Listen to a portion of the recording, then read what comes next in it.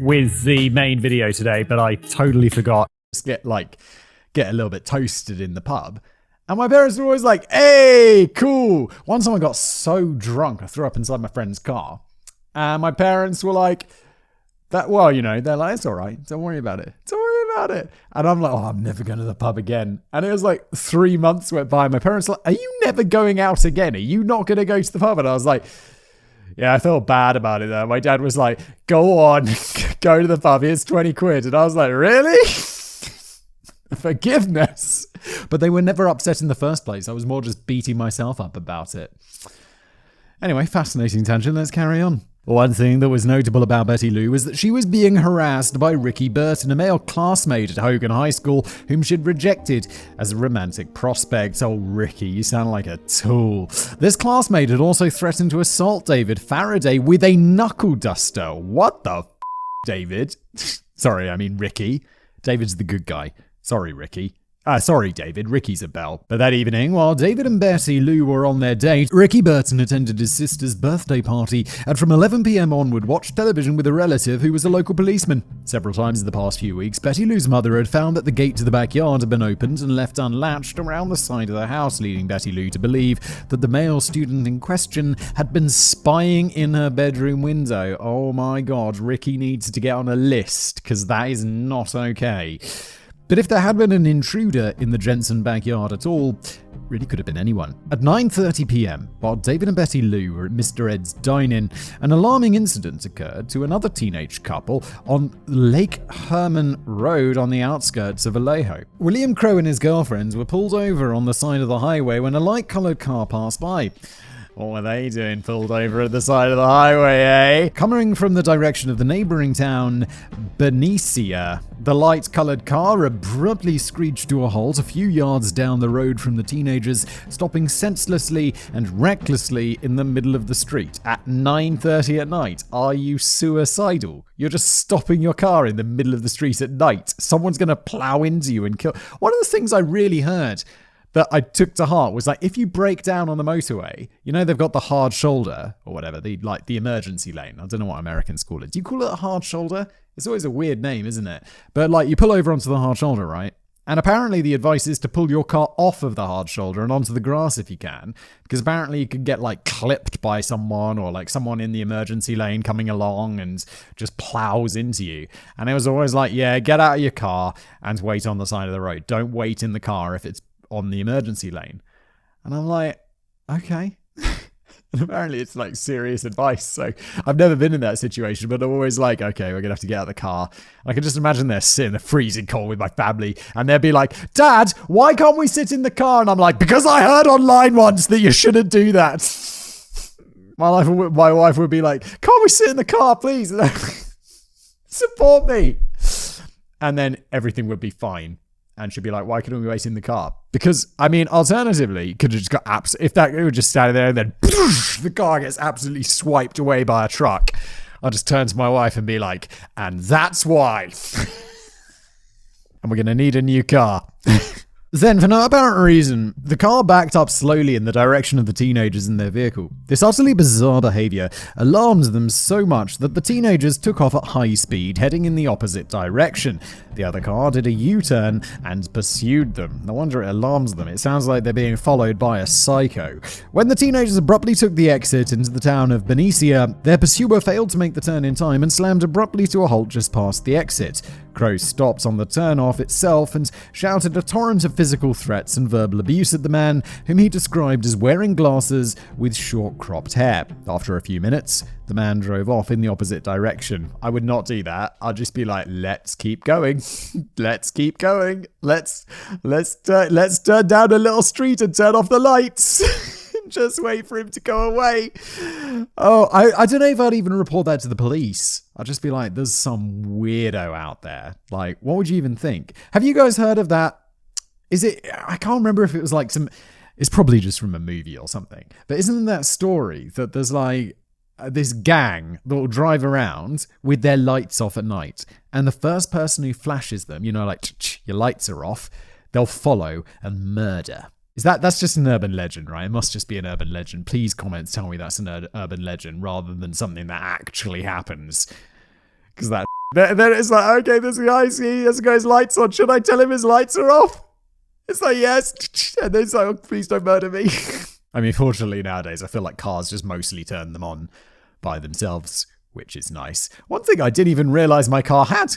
I was just like driving along and then I was like, what does this button do? It does automatic high beams. So you're like just driving along and there's no one around. It'll flip up the high beams for you. And then when there's someone coming, the high beams will like dance around their car so you're not dazzling them, but you can still see.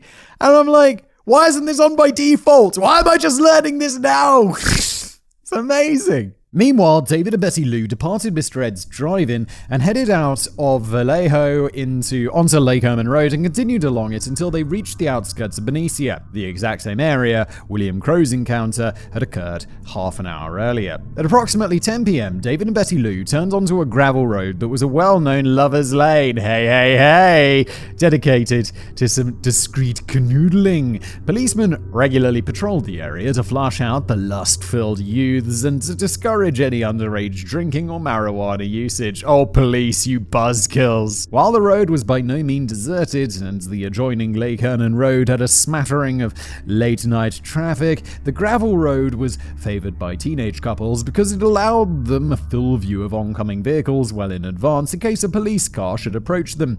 That way, the teenagers could put their pants back on and discard any contraband before the cops arrived. Smart teenagers. At 10:15 p.m., Helen Axe, hell of a name, and her boyfriend drove past the lovers lane and spotted David and Betty Lou in the station wagon. At 10:30 p.m., the two same witnesses returned along the same road and spotted them again. They'd be like, hey, what are you guys up to? Hey! Oh, they're going to get killed though, aren't they? Oh. Sometimes I forget I'm doing the casual criminalist and I'm just making fun. It's like, they're going to get killed. And here I am making stupid jokes like a teenager. At 11 p.m., another two witnesses, a married couple named Homer and Peggy Yore, drove past the station wagon and saw Betty Lou Jensen resting her head on David Faraday's shoulder. Oh no, is she resting his head on his shoulder because she's dead? The witnesses saw Faraday move his hands onto the steering wheel. Oh, confirming at this time they were still alive, never mind. Homer and Peggy drove out to a nearby construction site to look at some water pipes and a sewer that Homer was installing. At 11 p.m. It's like, hey, Peggy, hope you had a nice date with me tonight. Oh, I had a lovely date with you, Homer. What do you want to do now, Peggy? Oh, well, I was thinking, well, I'll tell you what. You want to go look at a sewer I'm installing? Yeah, sure, Homer. Yeah, I mean, okay. What's going on? What is going on in this town? They were there no longer than a couple of minutes. At 11:05 p.m., Homer and Peggy drove past the station wagon again, and David and Betty Lou were still in the same position. At approximately 11:10 p.m., James Owen, an ex-Air Force officer and oil refinery supervisor on his way to a graveyard shift in Benicia, drove past the Lover's Lane and saw that the station wagon had been joined by a second vehicle, which had parked 10 feet away, parallel to the station wagon on the passenger side. He was be like, hey, get out of here. I'm busy. Getting busy. Stop it, Simon. They're about to be killed. What's wrong with you? James Owen was not able to identify the make, model, or color of the second vehicle. Half a mile down the road, James Owens claims that he heard a single gunshot. Given what happened shortly after James Owen reported seeing the two vehicles, this deprives him of an alibi. Police later examined his firearms, did not find a match, and ruled him out as a suspect. They neglected to get fingerprints or a writing sample, and Owen refused to provide them with photos of himself. That's a bit weird. I mean, okay. Subsequent amateur writing analysis has been inconclusive. It's also debatable whether Owen fits the description of the Zodiac, and to my knowledge, his whereabouts have not been cross-referenced with other murders. He died in 2012. The following is derived from the forensics report. The unidentified driver exited his vehicle and walked behind the station wagon. Taking out a .22 caliber handgun, he fired once at the back window, shattering the glass. Then the man walked around to the driver's side of the vehicle and fired a second bullet into the station wagon's back left wheel well. At this point, Betty Lou Jensen clambered out of the passenger side of the station wagon with David Faraday sliding across the front seat to follow her. The unidentified gunman leaped through the driver's side window and shot David Faraday in the back of the head just behind his left ear. Betty Lou Jensen ran in the direction of the main road, with the unknown assailant chasing her in hot pursuit no more than 10 feet behind her. Oh my god, it's made of nightmares. Betty Lou made it 28 feet from the station wagon before the unidentified gunman shot her 5 times in rapid succession in the upper back. Betty Lou was killed instantly. The murderer then got in his vehicle and drove away. All of this would have taken no more than a few minutes. It was a brazen blitz attack near a road where a passing car could have spotted the attacker at any time. At approximately 11:15, Stella Borges, who lived on a nearby ranch and was on her way to pick up her 10-year-old son, came across the murder scene. The second vehicle had already departed. Borges spotted David Faraday slumped on the passenger side of the station wagon, thinking that he was drunk and had fallen out. Then Borges spotted Betty Lou Jensen lying in a growing pool of her own blood. Borges sped down the road in order to get help. At 11:19 p.m., she managed to flag down a police car. An ambulance was called and David Faraday was rushed to the hospital, but he was pronounced dead on arrival at 12:05 a.m. Nothing was stolen, and there were no signs of sexual interference. Perhaps it was a crime of passion committed by someone who knew the victims, but once Betty Lou's stalker classmate provided an airtight alibi, police had no suspects in that regard. The other possibility was altogether more sinister. It was a randomly targeted murder by a stranger, a thrill killer, or, although the term was not yet invented, a serial killer. Either way, the case went cold. That is, until 7 months later, when it happened again. When are we talking about? 1960s? Yeah, 1968. Okay. Did she know her killer? Darlene Ferrin, maiden name Sunan, was a waitress at a restaurant in Vallejo. In January 1966, at the age of 18, she married ex-soldier Jim Crabtree and headed down to the Virgin Islands for her honeymoon, sleeping rough on the beach and hanging out with a few of Jim Crabtree's army friends. Sounds like a hell of a... What are we doing for the honeymoon, Jim? Well, we're going to go down to the Virgin Islands, British Virgin Islands. There's US Virgin Islands as well, right? They're right next to each other. Anyway, let's assume they went to the US ones because they're American. It's probably a little bit easier. So they're going to go down to the Virgin Islands. We're going to sleep on the beach and hang out with my mates from the army. What was her name? Darlene's like, ooh, Jim, how romantic. It's there that Darlene claims that she saw someone commit murder. She never identified, wow, her honeymoon just got better and better, didn't it?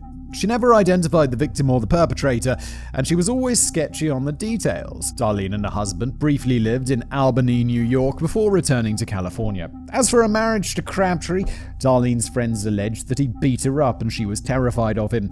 Crabtree denied this. As their marriage deteriorated, Darlene began emotionally cheating on Crabtree with Dean Ferrin, who worked as an assistant cook at Caesar's Palace Italian restaurant in Vallejo. What does that mean exactly? Like, emotionally cheating? It means, like, they're, like, hitting on each other and but they're not doing anything about it? Is that what that means? I've heard of the phrase before, but I never really thought about it. She may well have been carrying on affairs with other men around the same time. Okie dokie. In 1966 or 1967, Darlene was photographed with an unidentified male who loosely fits the description of the Zodiac. Approximately 5'8" or 9", with dark hair, horn-rimmed glasses, and angular features that match the famous police sketch. In the photo, neither of them are smiling, and the man has his arm around Darlene, tightly grasping her left shoulder. This unidentified man in the photo is not any of the later known Zodiac suspects. When Jim Crabtree and Darlene divorced in 1967, she married Dean Ferrin soon after. Crabtree left town for Santa Cruz and has alibis for the Zodiac murders. Darlene gave birth to her daughter, Dina Ferrin, in January 1968. Thereafter, Darlene lost a lot of weight and began dressing more provocatively. She began carrying on a large number of affairs with other men, to which her second husband, Dean, was apparently oblivious. When David Faraday and Betty Lou Jensen were murdered on December the 20th, 1968, Darlene was shocked. She had gone to Hogan High School and, despite being 5 years older, had known Betty Lou. Vallejo wasn't that big of a town, only around 60,000 people, and Darlene was a social butterfly with a wide network of friends and acquaintances. On the evening of February the 26th, 1969, Dean Ferrin was at work, and Darlene was crimping herself to go out with some friends. The babysitter Karen grew alarmed because a man in a light-colored car was sat on the road only a few dozen feet away, staring into the front window of the Ferrins' ground floor apartment. Darlene told Karen that she knew the man, that he was checking up on her, and she had previously seen him murder someone. What? Yeah, seen that guy there? I saw him murder someone once upon a time. Holy Darlene. Darlene did not provide any further details, but I don't want to talk about it more. Okay, what's going on? That same evening, a man went to Darlene's place of work and asked the staff about her. 2 weeks later, on March the 15th, 1969, Darlene's little sister, Pam Soonan, was at the Ferrins' apartment when a man in a light-colored car dropped off 3 packages for Darlene. Among the packages was a belt, a purse, and some fabric that Darlene planned to make into a jumpsuit. Darlene told Pam that she'd been expecting them, but Pam claims that Darlene seemed nervous. On May the 9th, 1969, Darlene and Dean Ferrin moved into a house near the Vallejo Sheriff's Office. A fortnight later, on May the 24th, Darlene threw a quote-unquote painting party where her friends were to come by, drink some booze, smoke some substances, and help paint the new house.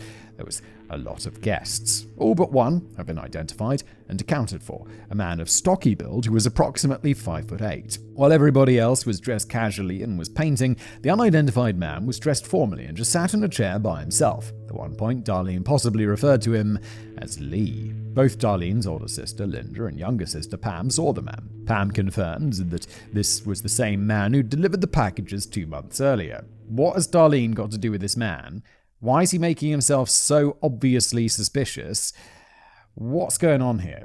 Darlene discouraged both of her sisters from talking to the man. Oh yeah, that's Lee. Don't talk to him. He's a bit of a weirdo. He's like, yeah, clearly he's dressed in a suit and he's just sitting in a chair by himself. Who is he, Darlene? Why is he here, Darlene? Answer our questions. Nevertheless, Pam persisted and got the distinct impression from the man that he and Darlene were romantically entangled somehow. Over the years, Darlene's sisters have repeatedly changed the identity of the mystery man. First he was George Waters, then William Grant, then Lee, and then the brain-damaged, convicted Peeping Tom and tenuous Zodiac suspect Lawrence Kane, who we shall deal with later. Waters and Grant were cleared by police in 1969, and any testimony of Darlene's sisters must be taken with a grain of salt. But Darlene's babysitters and co-workers corroborate the existence of a mystery man of some sort. Over the course of the next 2 months, the same man hung out at the restaurant while Darlene worked her shift. What have they got to do with each other? What's Darlene doing with this random dude? Linda and Pam both encountered the man at the restaurant during this time. Linda claims that the man shot her a dirty look, then got up, talked briefly to Darlene and left. Pam claims that she sat next to him for 2.5 hours while he peppered her with questions about Darlene's relationship with her husband, what Darlene did for fun, and what she spent her money on. Darlene's co-worker, Bobby Ramos, also reported that the man lingered at the restaurant from time to time. Darlene, on several occasions, said that the man made her nervous, but she didn't go into any detail why. But it seems like she's inviting him places and taking... Does he have something? Is he holding something over her or something like that? Ramos speculated the man was interested in Darlene romantically, but she'd kept him at arm's length. Then why would she invite him to this painting party? Why wouldn't she, have the manager throw him out of the restaurant? It's a bit weird. By a bit weird, I mean it's a lot weird. On July the 4th, 1969, Dean Ferrin was working a shift at Caesar's Palace Italian restaurant. Darlene called Mike Margeau to arrange a date for the evening. Darlene was involved with a number of men, including several police officers. Oh, Darlene, you are out and about! But she was increasingly favoring Mike's company. The young man was only 17 compared to Darlene, who was now 22 years old.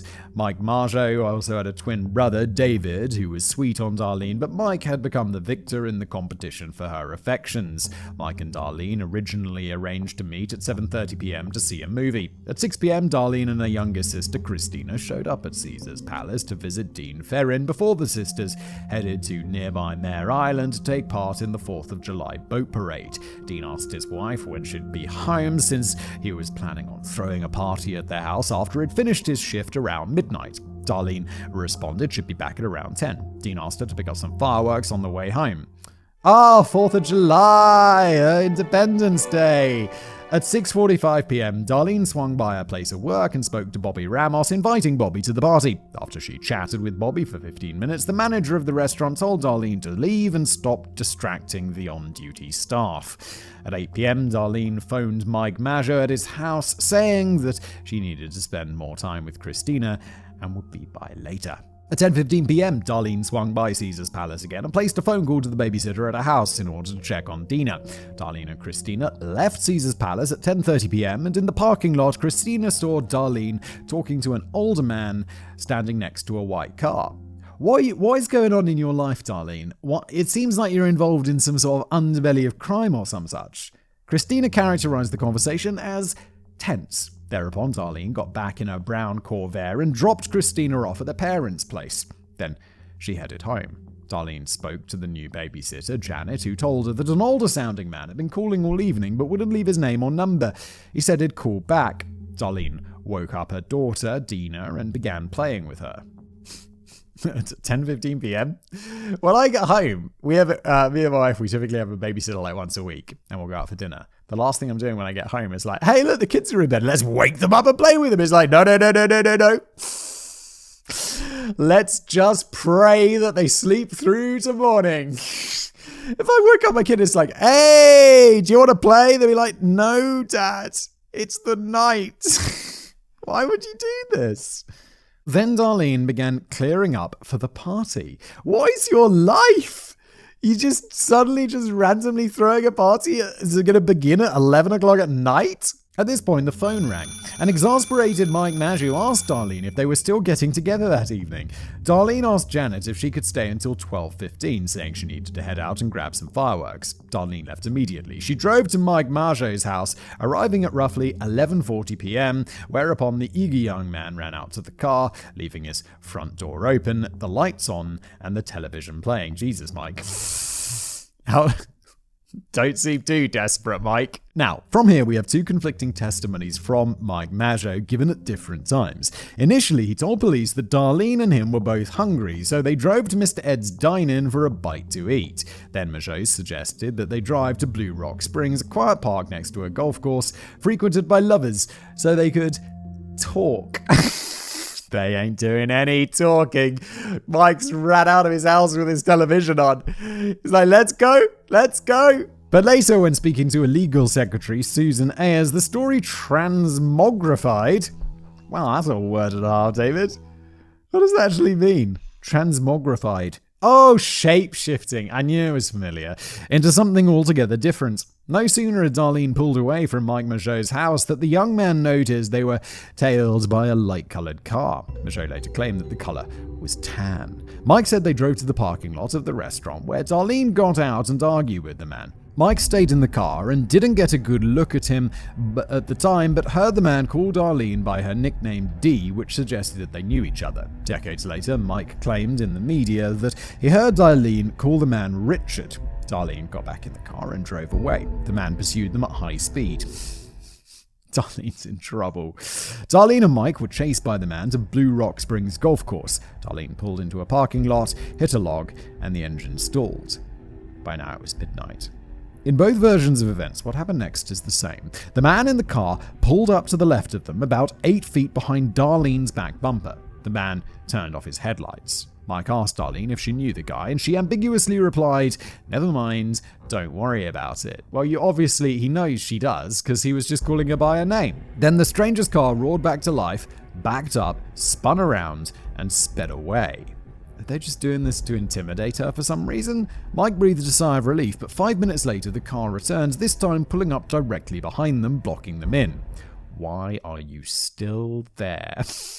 If that happened to me, I'd be like, let's go somewhere else where they don't know we are. Remaining in the car, the man turned on a high-powered flashlight and pointed it at Darlene and Mike, momentarily blinding them. Then the man turned off the flashlight and proceeded to leave his vehicle and walk around to the passenger side of the car where Mike sat. It was at this point that Mike had the notion that the man was a cop and got out his ID and advised Darlene to do the same. She grabbed her purse and complied. When the man approached Mike's window, he turned on the high-powered flashlight again. Mike Maggio was thus not able to see the 9mm Luger being leveled at his head. The man shot Mike full in the face, and the bullet passed through his cheek and hit Darlene in the right arm. The man fired again, this time sending a bullet flying directly through Mike's arm, with the bullet again passing through him and hitting Darlene. In order to escape the gunfire, Mike flung himself into the back seat, and then the man turned the gun on Darlene herself and fired 3 times, hitting her in the left arm and the back, piercing her right lung and the left ventricle of her heart. She slumped down onto the steering wheel. I get the feeling one of these guys is going to survive, right? Because we don't know who the Zodiac is, so this isn't from the killer's perspective, and I feel like this is more information than we'd get from a forensics report or like a crime scene analysis. So one of these guys is going to survive. She slumped down onto the steering wheel. The man turned off his flashlight and walked back to his car. Mike sat up and let out a moan of agony, alerting his attacker. Oh no, Mike, no. Play dead, mate. Mike turned round in the back seat and looked at him. He had a roundish face, light brown hair, slightly curly, that was trimmed into a military-style crew cut. Mike estimated he was about 25 to 30 years old, about 5'8", and approximately 200 pounds. Mike survives, doesn't he? Because he's obviously telling us this later. However, it must be noted in the initial police report, Mike emphasized it was dark and he only really got a look at the attacker in profile. The interviewing officer did not feel that Mike could make a good identification. The man returned to the passenger side of Darlene's car. He fired, this time with the bullet passing through Mike's neck. Mike dropped to the floor and started flailing his legs while a second bullet hit him in the knee. Then the man fired 2 more shots at Darlene, still slumped over the steering wheel, gasping for air as she choked on her own blood. With that, the man walked swiftly back to his car and drove calmly out of the parking lot. Mike clambered out of the vehicle and sat on the ground, leaning on the door. Minutes later, Mike's moans of pains were heard by 3 teenagers who were out looking for a friend of theirs. The teens went to a nearby house and called the police, who were dispatched to the scene along with an ambulance. Mike and Darlene were rushed to the hospital. Mike survived, but required intensive surgery. Yeah, dude, he got shot many, many times. Darlene was pronounced dead on arrival at 12:38 a.m. At 12:40 a.m., Nancy Slover, the switchboard operator for the Vallejo Police Department, got a phone call from an anonymous male who appeared to be reading a statement, or at the very least, reciting something that he'd rehearsed beforehand. When Nancy tried to interrupt the man to ask questions, he cut across her until he'd finished saying what he had to say. To quote, "I want to report a double murder. If you go 1 mile east on Columbus Parkway to the public park, you will find kids in a brown car. They were shot with a 9mm Luger. I also killed those kids last year." Then the man's voice went deeper and adopted a creepy, sing-song, mocking tone. "Goodbye." Nancy called the number back. The ringing payphone caught the attention of an African-American man who saw the murderer depart in a tan or brown car. The call was made from a booth just outside the Vallejo Sheriff's Office, so the killer presumably could watch the cops rush off to examine his handiwork. That's some psycho risky right there. Meanwhile, Dean had left Caesar's Palace Italian restaurant with his bosses, Bill and Carmela, to go to his house not far from the sheriff's office for the party. When they arrived at 12:30 a.m, what is this late party? What's going on? It's like you've got kids. I've been in bed for like 3 hours by 12:30. Jesus. When they arrived at 12:30, thus providing Dean Ferrin with an alibi, they found the babysitter, Janet, still sat there waiting for Darlene to return. Dean headed out to look for her while Bill and Carmela stayed at his house. At 1:30 a.m, the phone rang. Bill answered. On the other end, someone was breathing heavily. He said nothing.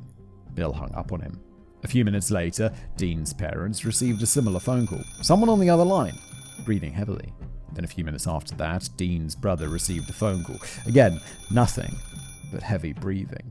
At that point, none of Darlene's relations knew that she was dead, and the murder had not hit the news. And yet her parents-in-law and brother-in-law, in addition to a call possibly intended for her husband, were all contacted within 10 minutes.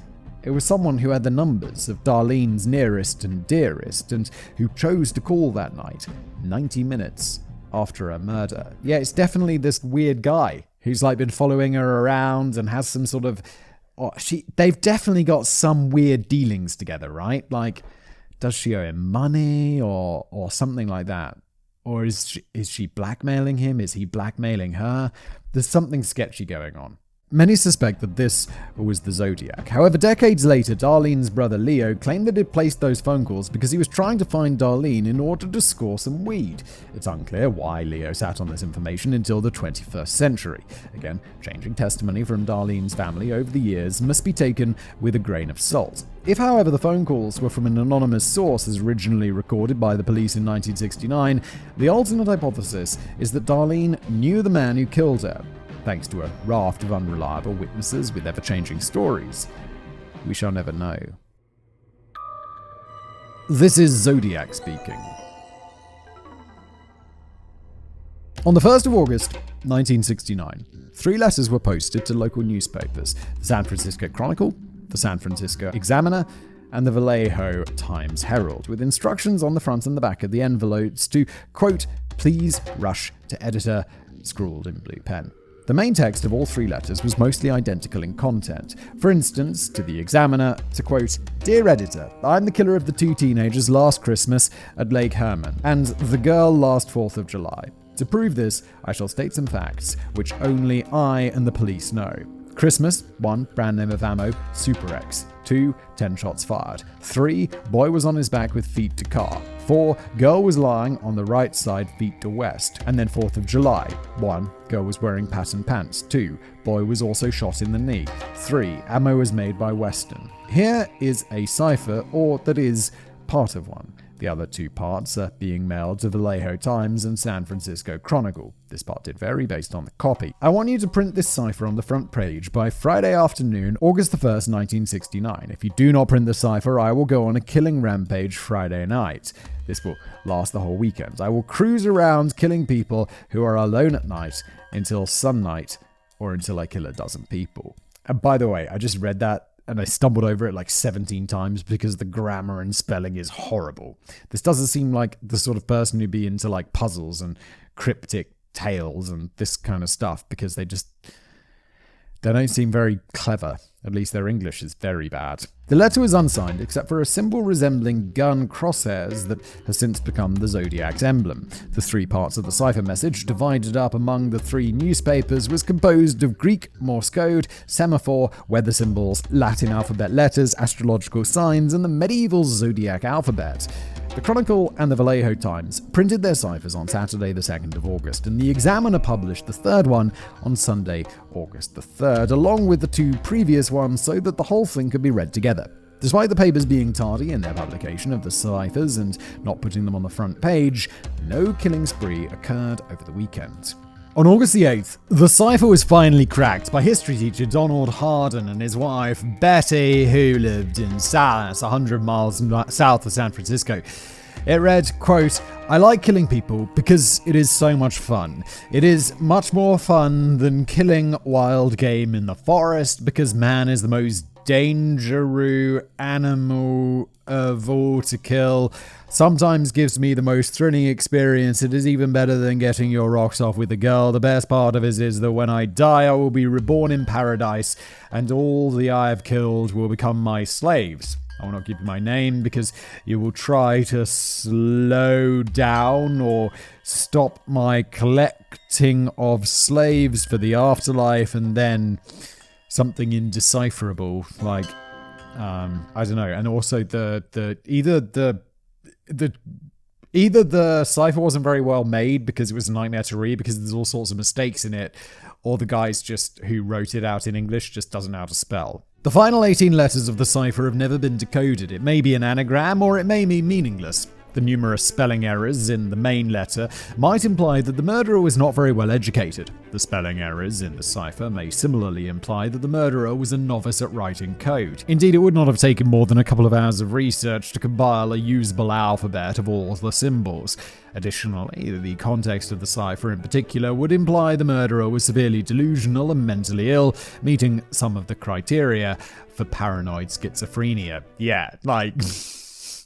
The people I murder will become my slaves in the afterlife? Bro, what are you smoking? However, it is possible that the spelling errors and the references to killing people in order to make them his slaves in the afterlife were deliberate misdirection.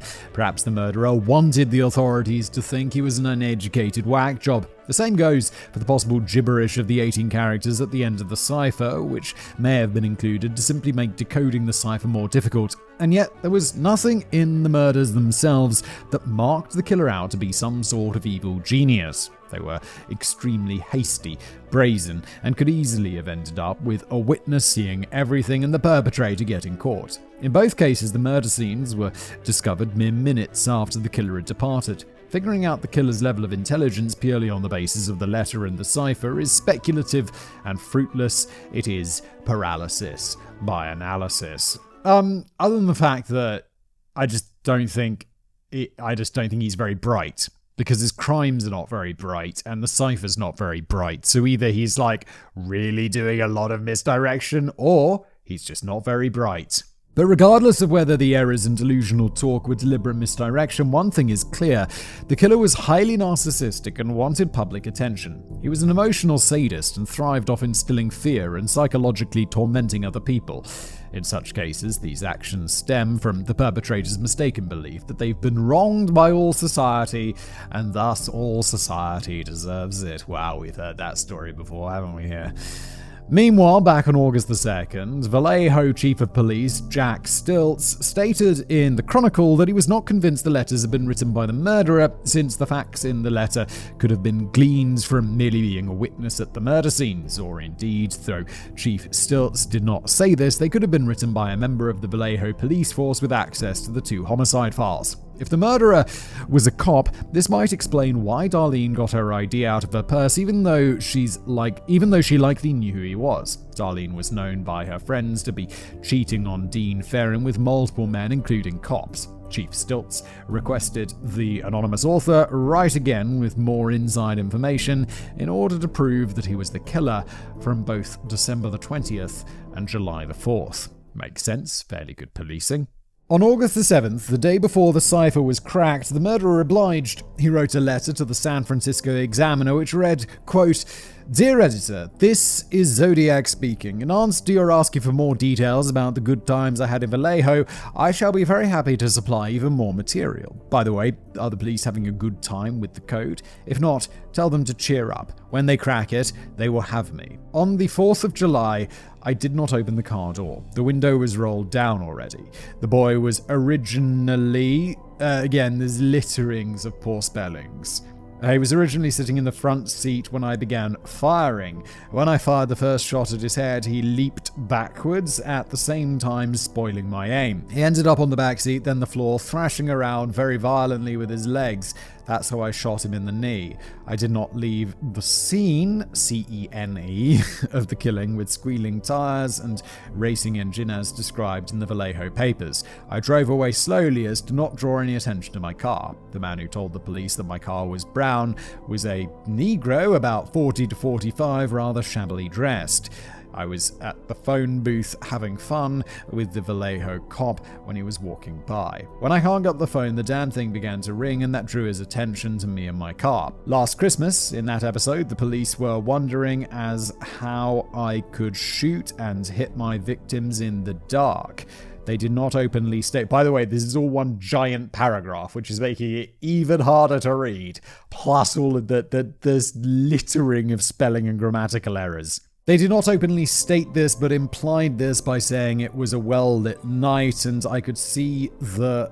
Oh, that's a curious way to spell silhouettes on the horizon. That area was surrounded by high hills and trees. Or what I did was tape a small pencil flashlight to the barrel of my gun. If you notice in the center of the beam of light, if you aim at a wall or ceiling, you will see a black or dark spot in the center of the circle of light about 3 to 6 inches across. When taped to a gun barrel, the bullet will strike exactly in the black dot in the light. All I had to do was spray them as if they were a water hose. There was no need to use the gun sights. I was not happy to see that I did not get front page coverage. And finally, the long and challenging to read quote ends. The letter was again signed with the Zodiac gun crosshairs and the words, "No address." The part in the letter stating that when the cops cracked his cipher they'd be able to catch him was of course a lie. All the cipher said was that he would not reveal his identity. The Zodiac was toying with them. Zodiac should be very cautious. I can't believe the Zodiac's never been caught because he doesn't seem very bright. Unless this is just a really the spelling seems so organically by knife.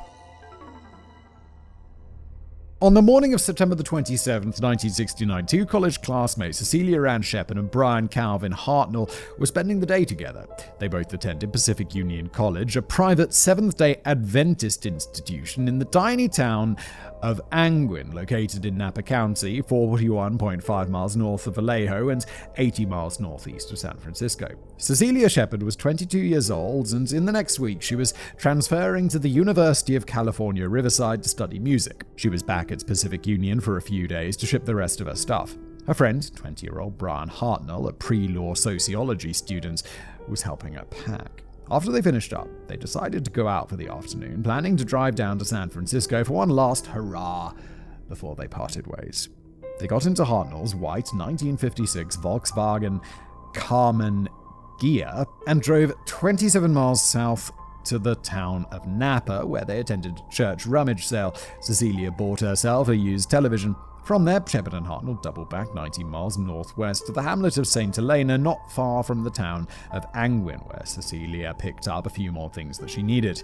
They wound up fraternizing with a few friends and giving a lift to some local kids. This ate up a lot of their afternoon, rendering the trip down to San Francisco a little infeasible. They decided instead to drive to Lake Berryessa, an artificial lake that acted as a reservoir, with the farming town of Monticello being abandoned, demolished, and flooded in 1960. The remains of the town now slumbered in the depths. I find this super interesting. Like these old towns where they built. There's a big reservoir near where I grew up called, I used to go there all the time with my nan. Pure water. It was this big reservoir, and they'd built this big dam and flooded this whole area, and all of these little houses and villages and churches and stuff have been buried like underneath the water. And I always thought that was super interesting, just all these buildings just down there. Meanwhile, at 2:50 p.m. on Pope Canyon Road, approximately 15 miles east of Angwin, three 21-year-old girls pulled into the parking lot of an A&W fast food restaurant. Following them into the parking lot was a 1966 silver or ice blue Chevy sedan. A man got out of the Chevy and leaned on it. He appeared to be between the ages of 25 and 35, weighing 200 to 250 pounds, with dark hair parted on the side. He wore no glasses. He stood there, chain-smoking, and reading something, but the girls got the distinct impression that the man was surreptitiously watching them. The girls left and drove a few more miles east to Lake Berryessa, where they sunbathed. Around 3:30 p.m., the girls noticed that the man from the A&W was there watching them from his car. At approximately 3:50 p.m., the man drove off. According to a police reconstruction, he continued down the lake road and parked behind the first car he saw. It belonged to a local dentist who was out hunting with his son, armed with a .22 rifle, who spotted the man observing them from the trees as they walked along the shore of the lake. Once father and son spotted him, the man quickly turned around, walked away, and returned to his car. Meanwhile, at approximately 4 p.m., Brian Hartnell and Cecilia Shepard arrived at Lake Berryessa. There were no other cars parked nearby. They walked 440 yards, about 400 meters, from the road, past a grove of trees, toward a small peninsula jutting out into the lake, where they laid down a picnic blanket nearby two large oak trees. This sounds very idyllic.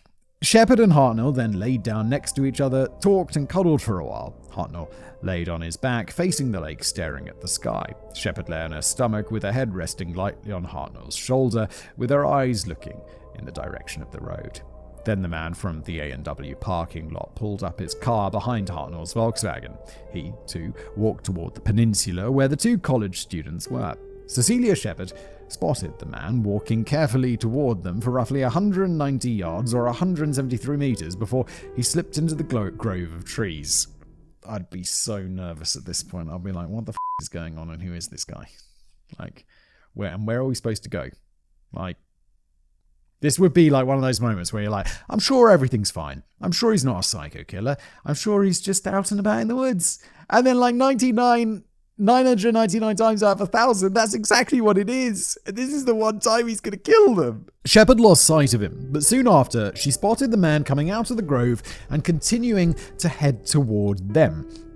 Shepard mentioned the man's presence to Hartnell, who did not look. With increasing alarm, Cecilia Shepard watched the man as he continued to stride toward them before he hid behind one of the two oak trees, a mere 120 feet or 6 meters away from Hartnell and Shepard. It was behind this tree that the man put on a sort of black executioner's mask with square corners at the top, as if it were a paper bag. It had eye holes through which he placed a pair of clip-on sunglasses to conceal his eyes. The back fabric of the executioner's mask carried on down the man's torso as a sort of bib with the emblem of the zodiac sewed in it on white fabric, as if the man was engaging in a demented and puerile attempt at cosplay as a comic book supervillain. The strange cowl did not cover his arms. He wore black gloves and a dark-coloured windbreaker with a light-coloured t-shirt sticking out the back. He also wore dark trousers tucked into boots, which were later determined from the footprints to be wing walkers, boots used to walk on the wings of aircraft, purchasable only with a valid ID at military supply stores. Why would you commit crimes in very specific shoes? Implying that the Zodiac had some kind of connection to the military. He was armed with a blue steel semi-automatic pistol, and in his belt was a 12-inch long blade that may well have been a converted bayonet made to look like the blade wielded by Count Zaroff in the 1932 movie The Most Dangerous Game, where Zaroff hunted human beings for sport. This movie was also referenced in the Zodiac cipher to quote, "It is much more fun than killing wild game in the forest because man is the most dangerous animal of all." It was clear that the Zodiac was living out some kind of sick fantasy inspired by the film and possibly the 1924 short story on which it was based. In his belt, the Zodiac also had some lengths of plastic clothesline which he intended to use as rope. When the Zodiac came out from behind the tree, Cecilia Shepard cried, "Oh my God, he's got a gun." It was now, for the first time, that Bran Hartnell looked around. Hartnell's impression of the man holding them at gunpoint was that he was slightly overweight, but solid, not flabby. He had a small beer gut sticking out from under the executioner's cowl. Hartnell estimated that he was between 5'10" and 6'1", but Hartnell, a rather tall man, claims that he's a bad judge of height in others. The Zodiac spoke, "I want your money and your keys. I want your car to go to Mexico." Hartnell was not in fear of his life, taking the man at his word that it was a robbery. Given the level of detail, it seems like Hartnell survives, because obviously a lot of this must have been gleaned afterwards. He only had 50 cents on him, and studying criminals in college but never encountering one in real life, he thought the experience of being robbed would be worth the 50 cents and a call to the car insurance company. Hartnell tossed the Zodiac his change and his car keys. The Zodiac picked up the coins and put them in his pocket. Then he oddly tossed the keys further away from Hartnell onto the corner of the picnic blanket. Then the Zodiac holstered his weapon. Hartnell said, "There is no strings attached. I don't have any money right now, but if you need help that badly, maybe I can help you out in another way." The Zodiac replied, "No. Time's running short. I'm an escaped convict from..." And at this point, the Zodiac mentioned a 2-word place name, and either the state of Montana or Colorado. Hartnell couldn't remember. The leading theory is that he said Deer Lodge, Montana. Either way, the whole story was a probable lie. No escapees in the United States fit the timing or the Zodiac's general description. The masked man continued, "I've killed a prison guard there. I've stolen a car and have nothing to lose. I'm flat broke. Just don't start playing hero on me. Don't try to grab the gun." Hartnell later speculated that the Zodiac sounded relatively young, maybe in his 20s or 30s, and claimed that he spoke with a generic North American accent. No Canadian hooting, no East Coast slurring, no Midwest squawking, no Californian bleating, no Southern drawl. Just the common nasal accent you hear from most Americans on TV. Hartnell doubted the Zodiac's gun was loaded. He had learned at college that muggers frequently did not load their weapons, lest a simple robbery escalate to a murder charge. The 20-year-old Hartnell was so certain of this idea, he seriously considered making a grab for the gun. At any rate, the college student then commenced doing what college students do best. He started running his mouth. Hartnell spoke with the Zodiac for a long time, for the better part of an hour, talking about things he'd learned in sociology class and peppering the Zodiac with questions. "What are you up to, mate? What?" I don't know any point in my life where I'd be like, "Oh, you just right. Let's have a chat. Let's have a bit of a banter." I'd be like, "Take my and get out of here. Please don't kill me." His girlfriend must be like, "What the are you doing, mate? What's going on? The man in the executioner's mask related that his current car was probably reported stolen by now and too hot to continue driving. He described what life was like in prison and said that after he arrived in Mexico, he tried to contact Hartnell for legal advice. If there's one thing we know about the Zodiac, it's that he certainly liked spinning a yarn, if only to discomfort people with strange and sinister sounding stories. Then the Zodiac took the plastic clothesline off his belt. He ordered Hartnell and Shepard to lie face down on the ground so that he could tie them up. Hartnell objected and angrily got to his feet and was on the verge of tackling the Zodiac, but Hartnell reflected that Cecilia Shepard was there and he was afraid that she might get hurt in the chaos of a struggle. The Zodiac told him to sit down and Hartnell obeyed. Nevertheless, Hartnell whispered to Cecilia that he wanted to try for the Zodiac's gun. If this seems like a strange thing to do with the Zodiac standing right there, note that at this point he was still approximately 15 feet or 4.5 meters away. Terrified, Cecilia whispered back not to try anything. Then the Zodiac ordered Cecilia to take some of the clothesline from him and tie up Hartnell. She walked away, took the line, and began binding Hartnell's hands behind his back. He kept his arms apart so that he could bring them together afterwards for more slack, and at any rate, Cecilia tied the knot very loose. If I'm the Zodiac and I'm getting people to tie each other up, I'll be like, you bloody do it tightly. I heard this great trick that if someone's tying your hands, what you do is they're like, oh, let me tie your hands up. My wife bought me like a book called 100 Deadly Skills for Christmas. It's an amazing read. It's just got all these like crazy things that you're never going to need, but are fascinating nonetheless. And it's like, if someone's trying to bind your hands, what you do is you hold them out like this, but then you open up the bottom. So it's like this. And then what you can do is you've got leeway in there, even though it looks like you're not giving them any leeway. Fascinating, Simon. Thank you for that very helpful piece of information. Cecilia then reached into Hartnell's pocket and tossed his wallet at the Zodiac's feet, which the masked man did not bother to pick up. The Zodiac then moved over to Cecilia and tied her up. After he was finished, he went behind Hartnell and retied the clothesline so tightly that it cut off his circulation. The Zodiac then proceeded to hog-tie the couple, binding their feet and linking the restraints to their hands. Hartnell and Shepard both lay there on their stomachs, helpless, and all possibility of resistance had been extinguished. It had still not dawned on Hartnell that his life was in danger. He still thought this was nothing more than a robbery. He peppered the Zodiac with more questions and talked with him for several more minutes as the autumn sun began to sink slowly below the horizon. At one point, Hartnell asked the Zodiac if his gun was even loaded. In reply, the Zodiac took out the pistol and ejected the clip, showing that it was indeed loaded with bullets. Hartnell speculated that they were 45s.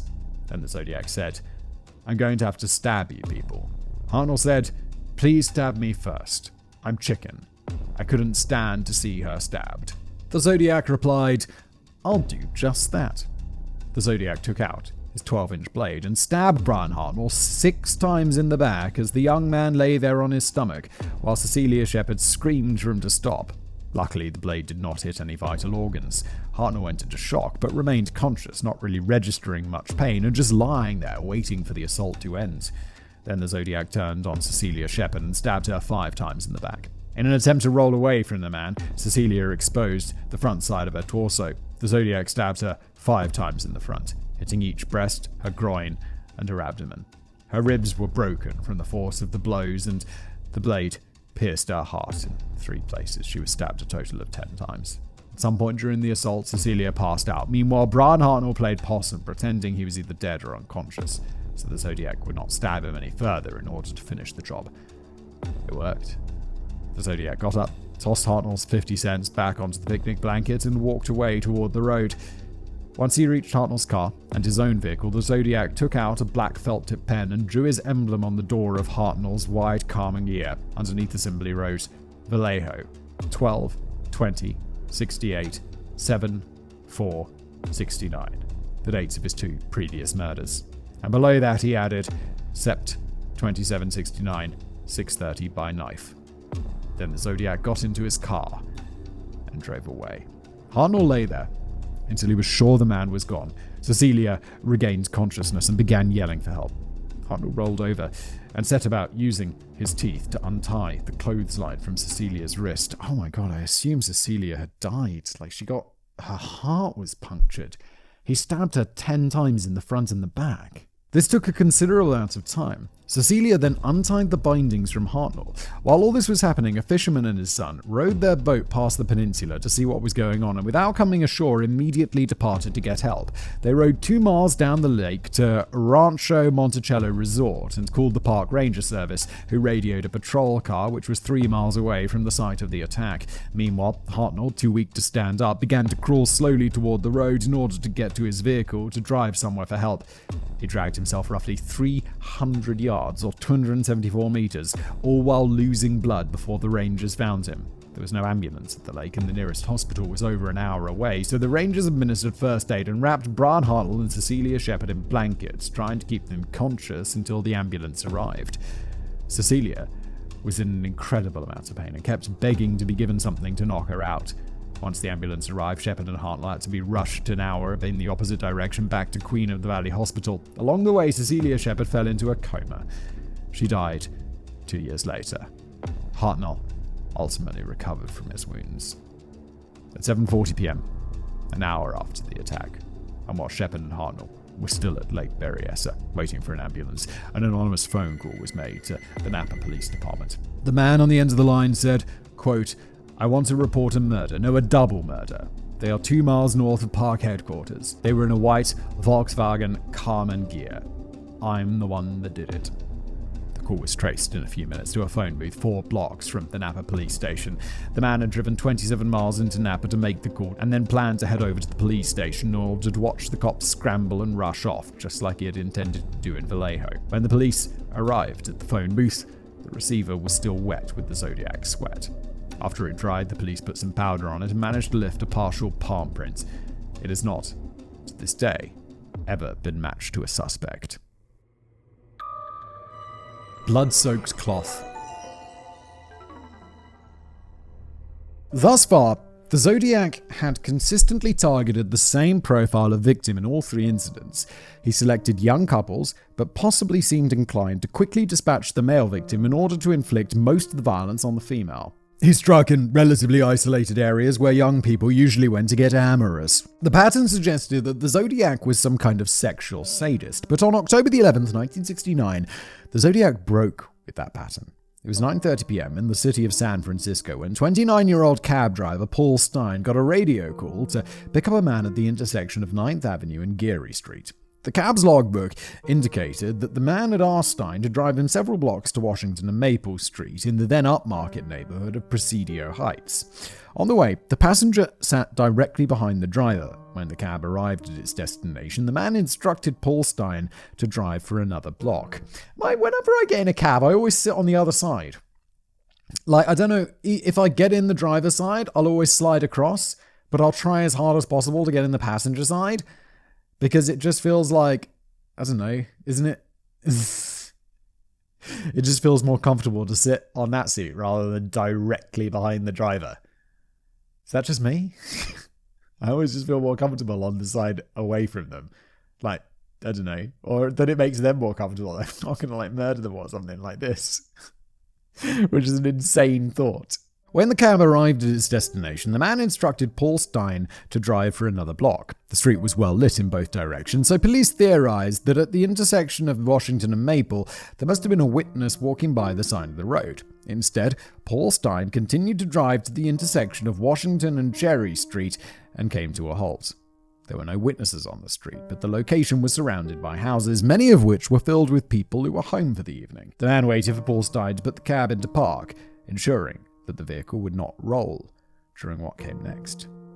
The Zodiac brandished a 9mm pistol and shoved it into Paul Stein's right cheek, just in front of his ear, and he fired.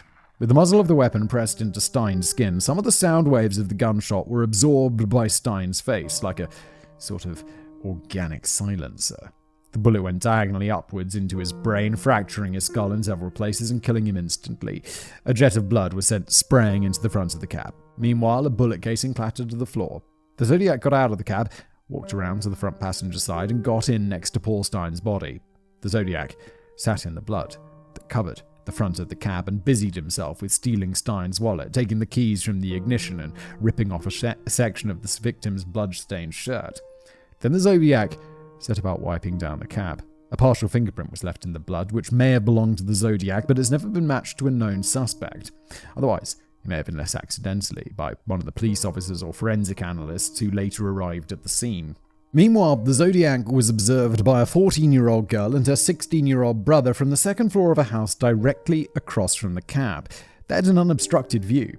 They saw the Zodiac cradling Paul Stein's head in his lap while he tore off a piece of his shirt, and then saw him lean Stein's body back onto the driver's side. A third teenager now came to the window. They watched the Zodiac climb out of the cab. The teenager described him as a heavyset white male wearing a black or blue winter parka with a crew cut and thick-rimmed glasses. They saw him wipe down the exterior, including the door handles, before calmly walking away down the street.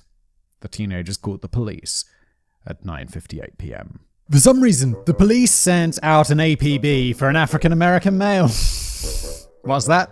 Racism in the police? Never! Fleeing suspected assault and robbery on a cab driver. Much play has been made of this mistake, with some people citing an assumption based in systemic police racism, while others have claimed that it could easily have been a clerical error of the police operator or one of the radio dispatchers. Either way, it likely prevented the Zodiac from being caught. Whoops-a-daisy. What did you do? Let the Zodiac go. Thought he was black. Little bit of a racist. Within 2 minutes of the phone call, a patrol car driven by Don Folk and Eric Zelms passed a white male who fit the Zodiac's description at the intersection of Cherry and Jackson, only 2 blocks from the murder scene. But at that point, they were looking for a black man. The heavyset white man with glasses and a crew cut was walking in the same direction that the teenagers had reported the culprit was walking a mere 2 minutes earlier. Could never be that guy. He's far too white. This was almost certainly the Zodiac. His dark clothing would have masked the fact that he was covered in Paul Stein's blood, and not only... The police are like, he's covered in blood, do you think we should... No, I told you, we're looking for a black guy. But he's covered in blood. Shut up! And not only that, but the Zodiac had the sheer audacity to call out to the 2 officers and say that he'd seen a man with a gun running down Washington Street in the opposite direction. That is bold. If I was that dude, I'd be like, don't draw attention to myself, look down, be the grey man. Folk and Zelm sped off to confront the imaginary foe. It was only after the incident that the police dispatcher issued a correction that they were looking for a white man. Those guys are like, oh, for sake, dispatch. By then, however, it was theorized that the Zodiac had hid for a few minutes in a child's playgrounds and then made his way to a car which he must have parked nearby prior to heading to 9th Avenue to lure a cab driver to Presidio Heights. And with that, the Zodiac got in and drove away. Much blame has been laid on Don Folk and Eric Zelms over the years for what happened, with some amateur Zodiac theorists even referring to Don Folk as, quote, Officer Folk Up. Wait, I mean, to be fair, dispatch is like, 10-4, we're looking for an African-American male who's got a heading in this direction. And then folks like, on it, 10-4. And then he's like, okay, so I'm looking for a black dude. And he let the white dude go. He didn't see he was covered in blood. I made fun of this. But the mistake here is on the dispatcher, however that happened, rather than on Officer Folk here. However, it was not the patrol officers who had circulated the inaccurate APB. Exactly!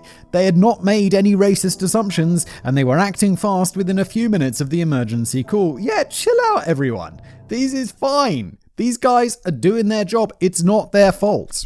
If the patrol officers were looking for a black male while on their way to the murder scene, they were hardly going to waste valuable time by pulling over their car and stopping a man who didn't even remotely fit the description of the APB. To expect otherwise is extremely unreasonable. Yes, it is. A police sketch artist worked with the 3 teenage witnesses and Officer Folk and Zelms to produce a composite sketch that remains the most recognizable depiction of the Zodiac today, and probably what we're using on today's thumbnail.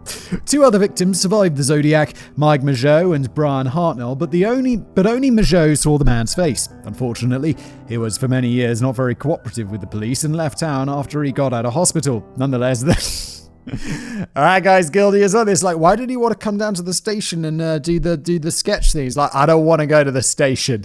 The police like, why not? No reason. Nevertheless, Michaud's general description to police in July 1969 of the man who shot him, along with the description of Darlene Ferrin's mystery man, all accord with the composite sketch, as does the description made by William Crowe, who was pursued in a car chase by a strange man the same night that Faraday and Jensen were murdered in December 1968, as does the description of the suspicious man lurking around Lake Berryessa the afternoon before Cecilia Shepard was stabbed to death in September 1969, albeit to a lesser extent since he was not wearing glasses. For now, the murder of Paul Stein was officially logged as a cab robbery gone wrong, but this conclusion didn't last. On October the 13th, 1969, the San Francisco Chronicle received another letter from the Zodiac. Zodiac in his narcissist way was like, yeah, that cab murder where you thought it was a black dude. That was me, and I'm super white, police. Zodiac. Enclosed was a piece of Paul Stein's blood-stained shirt. Oh, that is a way to be like, yeah, this one's real, okay? It's not some little detail. It's not like, oh yeah, there's a little, it's a snow globe I saw on the mantelpiece that wasn't released to the public. It's like, no, here's some of his blood. Jesus Christ, Zodiac. The letter read, quote, here we go with his bloody spelling. This is the Zodiac speaking. You're not speaking, Zodiac, you're writing. You dum-dum. I am the murderer of the taxi driver over by Washington and Maple Street last night. To prove this, here is a blood-stained piece of his shirt. I'm the same man who did in the people in the North Bay area. The SF police would have caught me last night if they had searched the park properly instead of holding road races with their motorcycles, seeing who could make the most noise. The car drivers should have just parked their cars and sat quietly, waiting for me to come out of cover. School children make nice targets. I think I shall wipe out a school bus some morning. Just shoot out the front tire, then pick off the kiddies as they come bouncing out. What the f***? I get the feeling he doesn't do that, because I feel like I'd know that about the Zodiac Killer.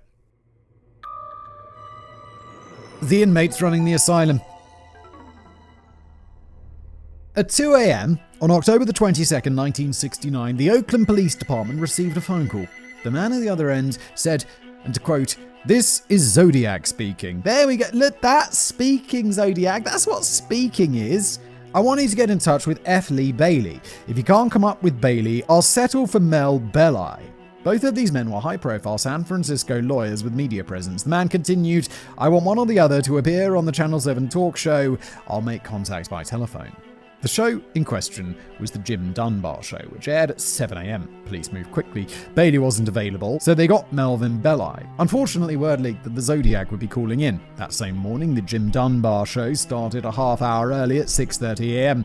Dunbar appealed to the public not to call in, to leave the lines open for the killer.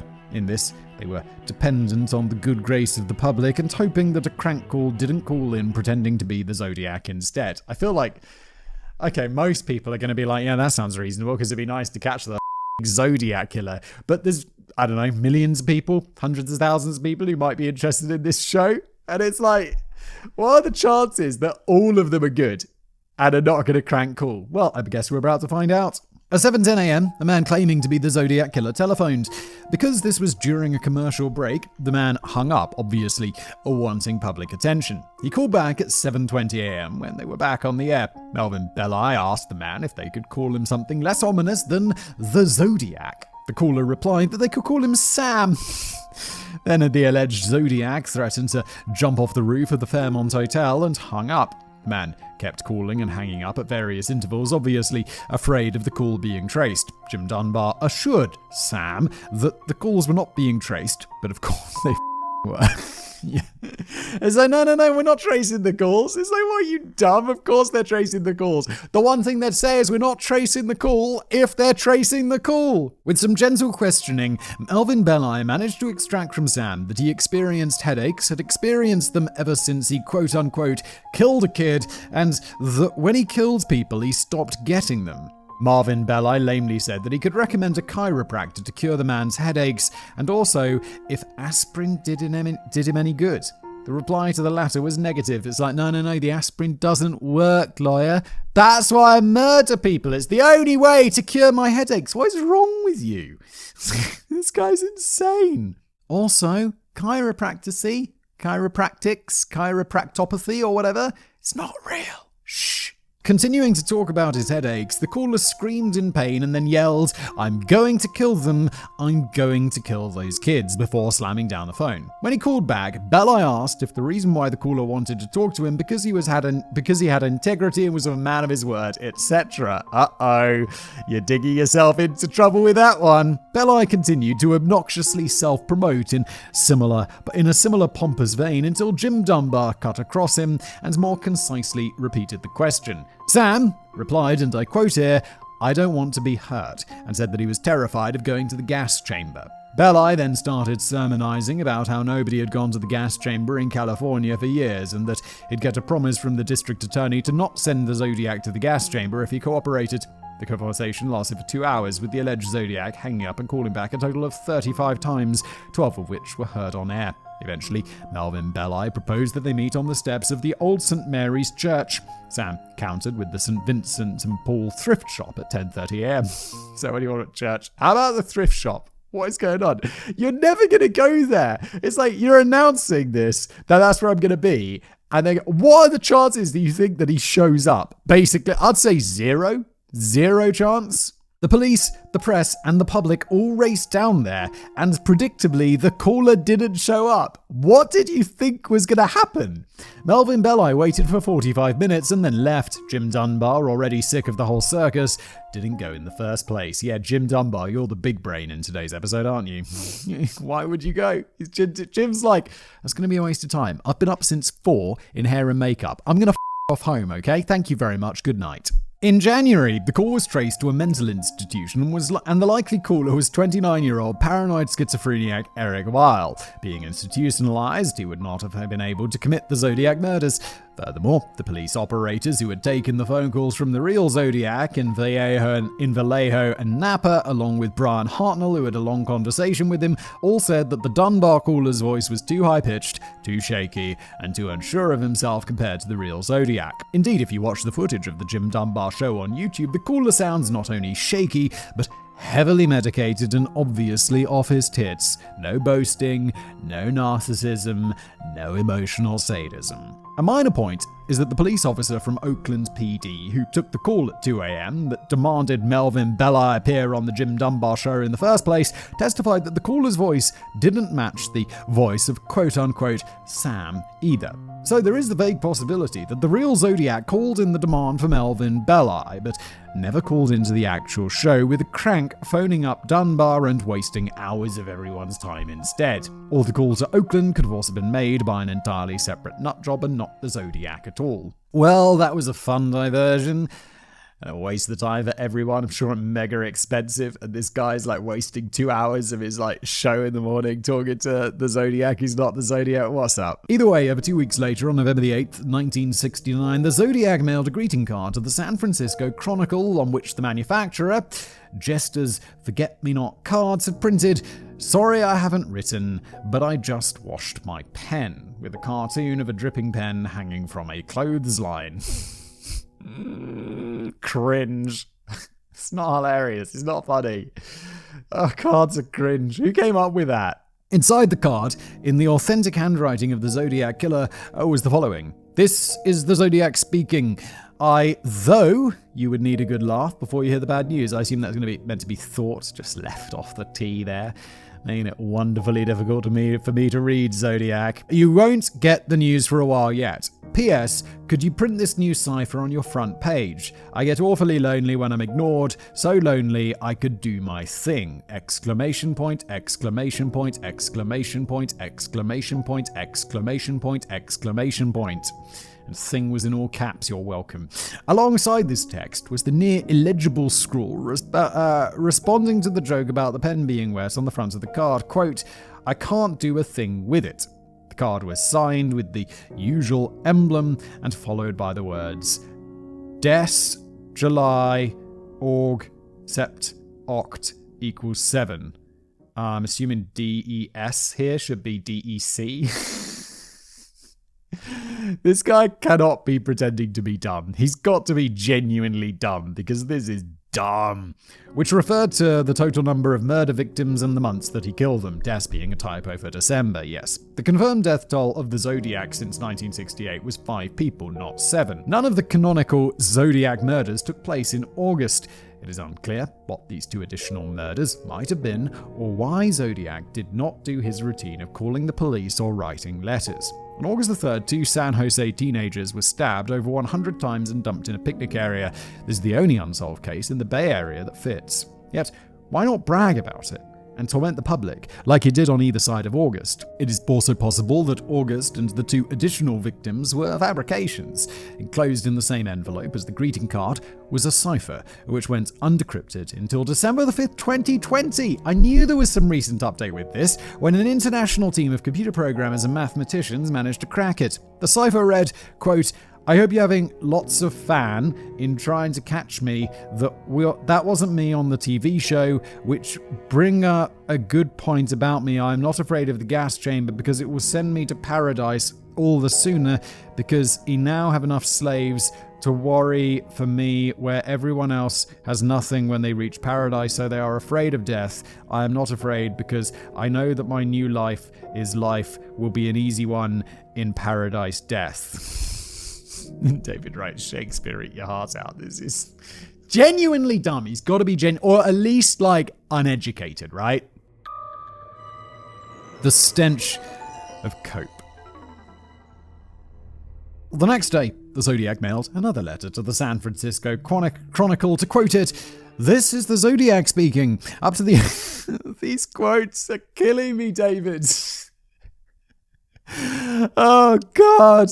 Up to the end of Oct, I have killed 7 people. I have grown rather angry with the police for their telling lies about me, so I shall change the collecting of slaves. I shall no longer announce to anyone. When I commit my murders, they shall look like routine robberies, killings of anger, and a few fake accidents, etc. The police shall never catch me because I have been too clever for them.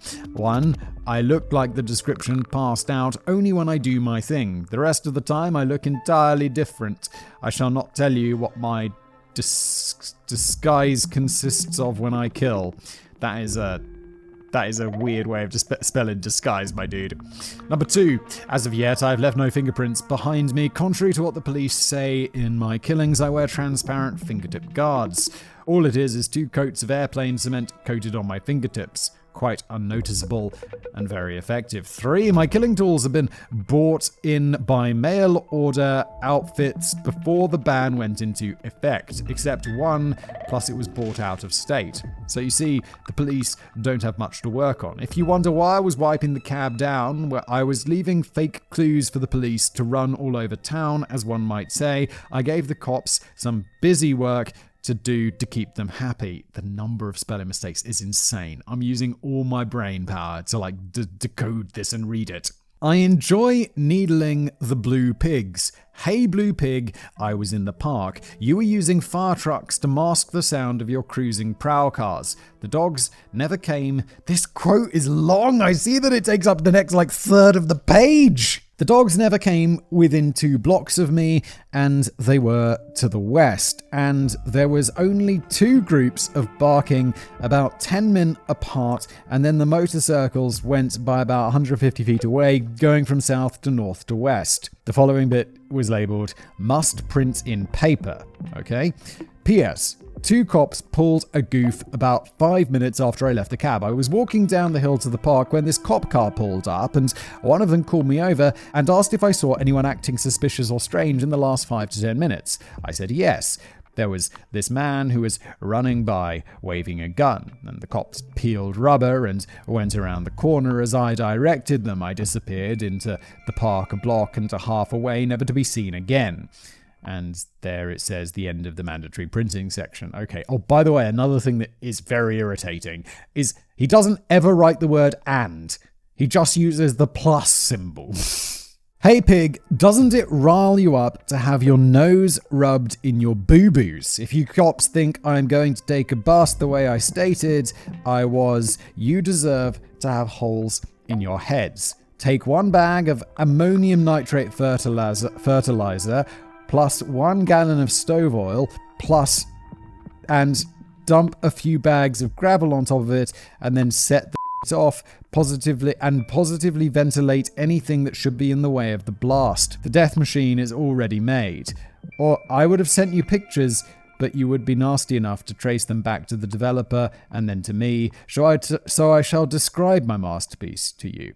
The nice part of all of it is the parts can be bought on the open market with no questions asked. There's a note here from David. There follows a list of materials, and after that, a diagram of how the Zodiac planned to set up a row of bombs on the street to destroy a passing school bus. The quote continues, "The system checks out from one to the other in my tests. What you do not know is whether the death machine is at the site or whether it is being stored in my basement for future use. I think you do not have the manpower to stop this one by continually searching the roadsides looking for this thing, and it won't do to reroute and reschedule the buses because the bomb can be adapted to new conditions. Have fun. By the way, it could be rather messy if you try to bluff me. P.S. Be sure to print the part I marked out on page 3 or I shall do my thing. To prove I am Zodiac, ask the Vallejo cop about my electric gun sight, which I used to start my collecting of slaves." Okay, and finally the quote ends. The nightmare of reading. I don't think he's bright enough to make this bomb or whatever. He's describing like how to do it and stuff. But really, to put this together is a big step up from kind of fumbling your way around some amateur crimes. The roadside bomb threat against the school buses never materialized. Surprise, surprise. It was meant entirely to keep the police chasing their tails and if printed to induce more public hysteria. But it is worth noting that the device described in the sketched in the letter could have worked. It is also of note that the Zodiac makes reference to having a basement. There were very few houses in the Bay Area that had basements, which should have narrowed it down. However, this could just have been a figure of speech or yet more misdirection. There also seems to be quite a lot in the letter devoted to needling the police, even demanding the Chronicle print the section about Fukin Zelms to publicly humiliate him. Okay, maybe the basement thing, like that is powerful misdirection. I don't think it actually ever potentially... God, I'm really in my mind. Like he's either really dumb or really smart. He's dumb enough to... He's either dumb or he's smart enough to make me think he's dumb. And usually you kind of pick up on these things because you're like, oh, there's inconsistencies with the stupidity. They'll like write a letter and then use a clever person's words. And you're like, well, that's not something they'd ever use, is it? But this guy really seems to be on top of it. The motivations for this are numerous. Perhaps the Zodiac was a disgruntled former police officer. Perhaps he was a criminal with prior arrests. Certainly, the repeated usage of the term pig would imply the last of these. But again, perhaps this was more misdirection, or perhaps the term was employed purely because the Zodiac knew it would annoy the cops. The first page of the letter is perhaps what is of greatest interest. The Zodiac declares that from this point forward, he would no longer claim publicity for his murders. He says that they would henceforth look like robberies, crimes of passion, or accidents. This could be taken at face value. However, it could equally be taken to indicate that the Zodiac intended to have every murder in the Bay Area questioned as a potential Zodiac killing, both by the police and by the public, heightening hysteria further still and prolonging his legacy. Indeed, the Bay Area authorities instituted a policy where all murders had to be cross-checked as a potential Zodiac killing. Meanwhile, the Zodiac wouldn't have to lift a finger as far as murder was concerned. The whole idea of staging his crime scenes to look like accidents, robberies, etc. seems fanciful, like something a child would make up while writing a story, especially when you consider that the Zodiac's MO thus far had been opportunistic, brazen killings where he could have easily been spotted or identified or caught fleeing the scene. This is it. It's like his crimes seem to be the crimes of a dumb person. Like, they're just brazen, he doesn't seem to care, he just seems to be getting away with it by chance. And then he's like, yeah, no, I'm going to orchestrate something and make it look like an accident. I'm like, what, you graduated to like mob level you graduated to like organized crime level of crimes. It seems like a big jump for you, mate, like intellectually. It just doesn't seem to fit. There was nothing thus far to suggest that the Zodiac had the finesse to adequately stage a murder scene to fool the police or forensic scientists. Yes, by finesse, David just means big brains. He doesn't have the big enough brain. This line of thought is reinforced by the fact that the Zodiac would go on to publicly claim more murders, contradicting what he said in the letter. Also, there is the assertion that when the Zodiac was on the prowl for new victims, he was disguised with a flat crew cut and a thick pair of glasses. This could be taken to indicate that, indeed, the Zodiac wore a disguise, which would help the case against suspects who did not quite match the description. On the other hand, this claim of a disguise could be another childlike invention because the Zodiac was distressed that Paul Stein witnesses managed to put together a sketch that actually looks like him. In similar vein, the Zodiac claims he was seen wiping down the front of the cab because he was leaving fake clues for the police to waste their time investigating. What clues the Zodiac is referring to is unclear. Oh yeah, okay, when David said that, I thought I'd missed something. But it's like he's wiping it down. He's just getting rid of clues. He's not like then putting some fake fingerprints there or leaving some like mysterious piece of evidence. Apart from the partial fingerprints in blood, there wasn't anything else that got the police into a tizzy, and the Zodiac, perhaps defensively, claims he left no fingerprints because he coats his fingertips in airplane cement. Then why wipe the outside of the car as well, including the door handles? No fake clues were planted by such an action. It seems likely that the Zodiac did not have airplane cement on his fingertips, that he was not an evil genius, but realized shortly after the murder that he needed to wipe prints from the car because the idiot didn't think to wear gloves. Yes, seems more likely, doesn't it? It does seem like maybe it's not a giant brain thing, maybe it's just a dumb brain, and good luck. All of this stinks of cope, which implies three possibilities. One, the partial print was indeed the Zodiac's, eliminating several classic Zodiac suspects. Two, the Zodiac was not an evil genius, but was actually kind of a sloppy murderer, which would accord with the brazen nature of his attacks. And three, the Zodiac was an insecure narcissist who made up to save face, like a sulky toddler losing a game. Yes, David, I'm with you on that one. I think that's where we're much more likely to be at with this. Happy Christmas! I might kill someone. On December the 20th, 1969, on the one-year anniversary of the murder of David Faraday and Betty Lou Jensen, the Zodiac mailed a letter to attorney Melvin Belli. It was delayed in the mail due to Christmas, and because Belli was in West Germany over the holidays, it was forwarded by his housekeeper to his legal firm to be opened by his secretary on December the 27th. The letter read, "Dear Melvin, this is the Zodiac speaking. I wish you a happy Christmas. The one thing I ask of you is this. Please help me. I cannot reach out for help because this thing in me won't let me. I am finding it extremely difficult to hold it in check. I am afraid I will lose control again and take my 9th and possibly 10th victim. Please help me. I am drowning. At the moment, the children are safe from the bomb because it is so massive to dig in, and the trigger mech requires much work to get it adjusted just right. But if I hold back too long from 9, I will lose control of myself and set the bomb up." I don't know what that is even supposed to mean. "Please help me. I cannot remain in control for much longer." It was signed with the usual symbol. The letter was written in felt marker instead of pen, so the letters are thicker and look slightly different, and you'd think the letter was a fake, given that the only claim of the Zodiac's conflicted nature was given by a nutcase pretending to be the Zodiac on the Jim Dunbar show. However, the letter included another scrap of Paul Stein's blood-soaked shirt, erasing all doubt. It is unlikely all the blather about trying to stay in control is genuine. Zodiac was merely playing to the theory that Melvin Belli himself had expressed publicly about him.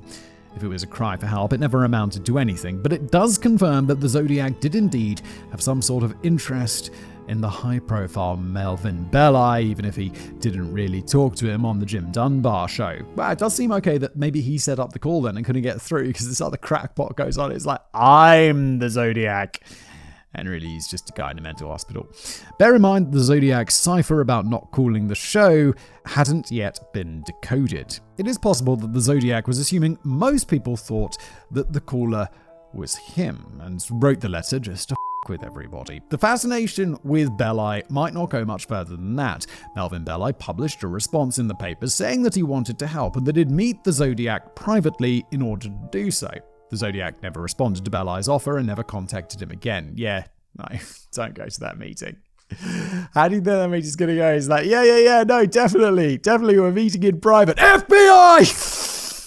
The affair is complicated by the fact that on the 14th of January, Eric Weil and the man who called the Jim Dunbar show from an asylum phoned the Belli residence and spoke to the housekeeper, again saying he was the Zodiac. A myth sprang up that this call occurred on December the 18th and that it was the real Zodiac, and that he said December the 18th was his birthday, but none of this is true. There are a few noteworthy details in the genuine Zodiac letter to Belli. The Zodiac claimed that he might move on to a 9th victim, when a month and a half earlier, he had claimed to have only killed 7. This implies an 8th victim in November or December, or the Zodiac was again inflating his kill count to get the cops scrambling to find one of his uncovered murders. I think this is just him being a narcissist and pretending and inflating his own weird ego. There are 2 main candidates for whom the hypothetical 8th victim could be. Elaine Davis, a missing persons case from December the 1st that was never found, and Leona Roberts, who went missing from her boyfriend's apartment on December the 10th, and her body was dumped next to the Bolinus Lagoon 18 days later. The coroner found that 16-year-old Roberts was kept alive by her abductor for 10 to 14 days and died somewhere between the 20th and the 24th. The coroner ruled that she had died of a viral infection, likely caused by the poor conditions in her imprisonment. Her body was naked, with no proof of sexual interference. That's not to say there definitely was none in the 2 weeks she was a prisoner, though. None of this sounds like the Zodiac. You could conceivably make it fit that the Zodiac wrote the letter on the 20th, possibly the same day Roberts died. Otherwise, the Zodiac could be lying, and one of literally millions of other people in the Bay Area could have been Roberts' abductor. The second interesting detail is that the spelling errors in the Belli letter seem more exaggerated than usual. Yeah, when I read the Belli letter, reading that, I was like, whoa, the first bit of this seems really good. Like as if it was written by a regular, intelligent, educated person. And then it goes really bad. And the spelling errors are more egregious than in previous letters. So at first when I was reading that, I was like, this is fake, because he doesn't know about the spelling errors. But then there was one plus symbol, like instead of an and then spelling errors. But then if you were doing that, and you were faking it, you'd be like, oh, damn, I didn't use the right, the bad spelling throughout the whole thing, and you'd redo it, wouldn't you? Are you telling me he didn't know victim wasn't spelled with an O, or that drowning didn't have a second D, or that control doesn't even have 3 O's? With that last mistake, he actually spells control correctly further down the letter. Ooh, that reeks of fakeness, doesn't it? This communication, above all others, seems to indicate that the spelling errors were an affectation, or maybe the Zodiac was just really that bad at proofreading. Then there's the phrase, Happy Christmas, rather than Merry Christmas, which could imply the Zodiac was of British or Commonwealth origin rather than American. Oh yeah, we say Happy Christmas, not Merry Christmas. Happy Christmas! You don't see accidental British spelling of words in the Zodiac letters, and there are a dozen feasible reasons why an American might off the cuff just say Happy Christmas instead. Last I checked, saying happy instead of merry wasn't the equivalent of burning an American flag. A quiet country drive.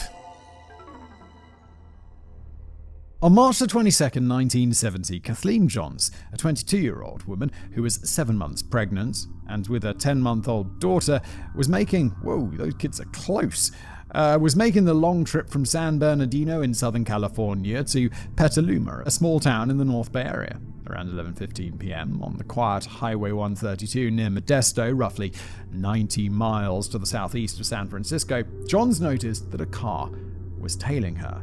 She did not identify the make of the car, but it seemed like it was an American-made car and a bit on the careworn side, estimating it was over 2 years old. It had California plates, and when John slowed down to let the car pass, the driver in the other vehicle began to flash his lights and honk his horn. He then pulled up alongside Johns and shouted that her rear left wheel was wobbling. Johns waited until she'd taken the exit onto the interstate highway before pulling over, rather than stopping on the empty road that she was using in case the man turned out to be a creep. Smart move! Smart move!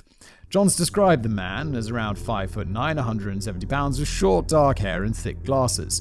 She pegged his age at around 30. Hello, Zodiac.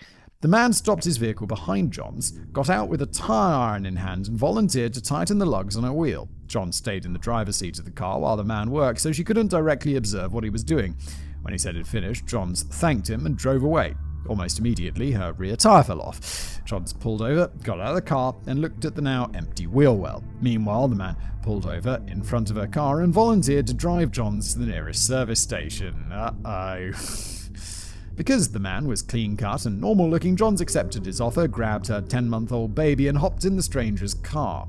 When Johns observed that she had left the keys in the ignition of her car, the stranger got out, grabbed the keys, and put them in his own pocket. There was actually a service station a quarter mile behind them, but the man did not turn around on the interstate, but drove onward. Johns and the stranger sat in silence. Oh my lord, Johns, no. But she must survive, right? Because she's telling us this story. It's not the Zodiac. The Zodiac hasn't been caught. When the man passed several exits, Johns got increasingly anxious. Finally, the stranger took an exit onto a deserted dirt road. John said, "Do you always go around helping people on a road like this?" Oh my god, Johns. I'd be like, "You gonna murder me? Please don't murder me." What the The stranger replied, "When I get through with them, they don't need any help." Jesus Christ. You must survive though, Johns. Please survive, and please let your kids survive. Oh my god. The two drove on in silence for another 30 minutes along rural back roads. Then the man said, "You know you're going to die. You know I'm going to kill you." Then he threatened to throw a baby out of the window. John sat silent but terrified. The man continued to drive her around for at least another hour, occasionally repeating, "I'm going to kill you. You are going to die," in what she describes as a trance-like state. The man would slow down for stop signs but not come to a complete halt. Then the man accidentally drove up a ramp and onto the freeway and slammed the car to a stop. John seized the opportunity to flee the vehicle with her baby. Hell yes! Johns ran to an irrigation ditch in a field, occluded by tall grass. She lay flat on the ground and held her baby underneath her to reduce any noise if the baby began to cry. This is some nightmare fuel right now. The man exited his vehicle and began looking for her with a flashlight. He yelled for her to come back. No f***ing shot, mate. Then a semi-truck pulled up behind the man's car, which spooked him, and he drove off. Johns revealed herself to the truck driver, but due to her anxious state and the fact that he was a man, they waited on the road until a female motorist came by. They flagged her down, and Johns was driven by the woman to a small-town police station in nearby Patterson, where Johns gave her statement. While she did so, she spotted the composite sketch of the Zodiac killer on the wall and claimed that that was the man who had abducted her. At this point, the only officer on duty at the Patterson police station became alarmed that Zodiac might attack them there and took her to a nearby cafe to continue her testimony. You're in a police station. Surely that's fairly safe. It's a police station. Then the search went out for Kathleen Johns' vehicle. It was not on the interstate. Someone had reattached the left tire, started the car, and moved it onto a side road where they'd lit the vehicle on fire, completely immolating it. Immolating it. The identification of the Zodiac sketch is tenuous, given Johns' mental state, the vagueness of the picture, and the fact that plenty of men had short hair and thick glasses in 1970. Furthermore, in Johns' multiple statements to the police after the event, she contradicted her story. In at least one version of events, the man did not get out of his car with his flashlight, and in another 3 statements, Johns never mentions anything about the man threatening to kill her. But admittedly, the entire event, along with the fact Johns' car was burned, speaks to something sinister, even if it was not Zodiac. Yeah, well, she's got no reason to lie. She's just extremely shaken up. Months later, in July, the Zodiac would eventually claim credit for the abduction of Kathleen Johns and her baby. However, the Zodiac did not reveal any details that weren't widely and thoroughly trumpeted in the media, leaving open the distinct possibility that the Zodiac was just claiming to have committed this crime in order to build his notoriety. Yeah, that fits. If it was the Zodiac, however, the fact that his MO extended to highway abduction and murder widens the scope of his potential victims considerably. Plenty of people disappeared on the hitchhike-happy highways of California in the 1960s and 70s. Hitchhike-happy. 1960s and 70s hitchhiking in California, just, if someone said those words to me, I'd be like, yeah, associate that with murder. Just murder. That's it. On April the 20th, 1970, another Zodiac letter arrived at the San Francisco Chronicle. To quote it, "This is the Zodiac speaking. By the way, have you cracked the last cipher I sent you?" A note from David here. This refers to the one about Melvin Belli, which was only solved in December 2020. So, no, it took another 50 years, Zodiac, you big-brained cipherist. It continues, "My name is..." And then there follows a 13-character cipher which has never been cracked. I am mildly serious, spelt Ceres, as to how much money you have on my head now. I hope you do not think that I was the one who took out that blue meanie with a bomb at the cop station, even though I had talked about killing school children with one. It just wouldn't do to move in on someone else's territory, but there is more glory in killing a cop than kid, spelt C-I-D. Really? Because a cop can shoot back. I've killed 10 people to date. It would have been a lot more, except that my bus bomb was a dud. I was swamped by the rain we had a while back. And then the quote ends. The bombing of the quote-unquote blue meanie was the murder of Sergeant Brian McDonnell and the wounding of 8 other officers with a pipe bomb which detonated on a window ledge at Park Station on February the 16th, 1970. The case has never been solved, but the police, and decades later a grand jury, suspected it was a terrorist attack, either by the Weather Underground or the Black Liberation Army. The letter came with another diagram of how Zodiac planned to blow up a school bus. At the bottom of the diagram were the words, "P.S. I hope you have fun trying to figure out who I killed. Zodiac equals 10, SFPD equals 0. Candidates for the 9th and 10th victims are John Hood and Sandra Garcia, who on the 21st of February 1970 were stabbed to death with a 4-inch fishing knife while lying on a picnic blanket on East Beach in Santa Barbara. John Hood was stabbed 11 times, and following the Zodiac's tendency to focus on women, Sandra Garcia was stabbed so many times, including in her face, that she was almost mutilated beyond recognition. This sounds like the Zodiac piece of shit, doesn't it? Another candidate is Marie Antoinette Anstey, who was abducted in Vallejo on March the 13th, then dumped naked on a dirt road in the Lake County on the 21st. The autopsy revealed that she had been drugged with mescaline, struck on the head, and then drowned. But it goes without saying that the Zodiac may well have exaggerated his kill count yet again to torment the police and public, just like he continued to bring up the prospect of a bus bombing which never actually transpired. The second one, the drowning, doesn't sound like Zodiac. That sounds like someone else. Speaking of which, the police decided not to alarm the public again by circulating news of the bus bomb diagram. Probably smart. It's like, shall we share this image, this technical detail of bomb making with the public? How about we don't, Peter? Okay? Accordingly, 8 days later, on April the 28th, 1970, the Chronicle received a greeting card showing 2 cartoon cowboys, one on a donkey, the other on a dragon, with the printed caption being a poorly conceived pun. "Sorry to hear your ass is a dragon." Next to this, the Zodiac had written, quote, "I hope you enjoy yourselves when I have my blast. P.S.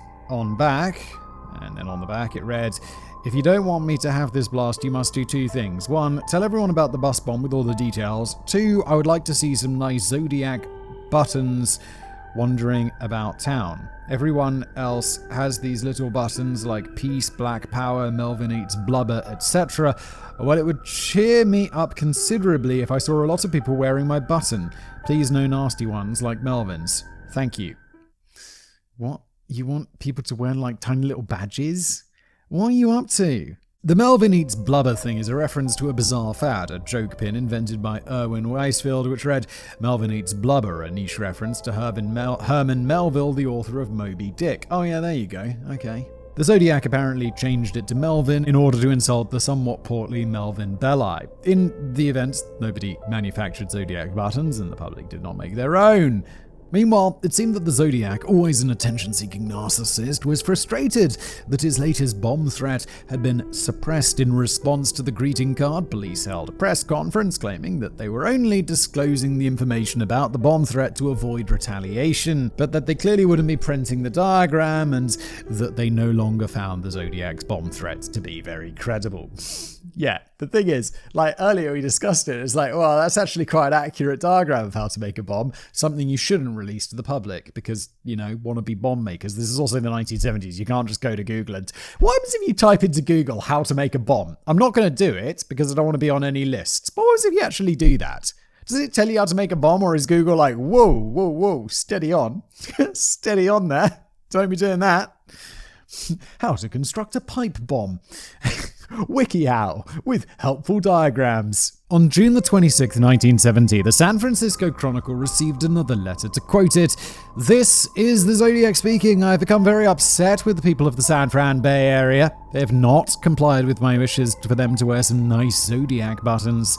I promised to punish them if they didn't comply, annihilating a full school bus.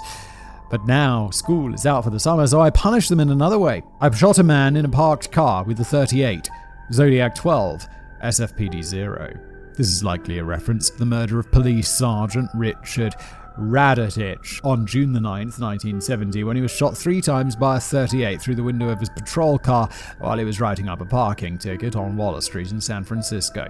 Although police issued an arrest warrant for a suspect at the time, the case has never actually been solved. If the Zodiac was lying about having committed this murder only a week after it happened, it was a pretty ballsy gamble that nobody would be arrested and convicted of the crime, since that would have utterly destroyed the credibility of Zodiac's ever-inflating kill counts. This is the only strong, logical argument linking Zodiac to the Radetich murder. The Zodiac did not reveal any information in the letter that couldn't have gleaned from a newspaper.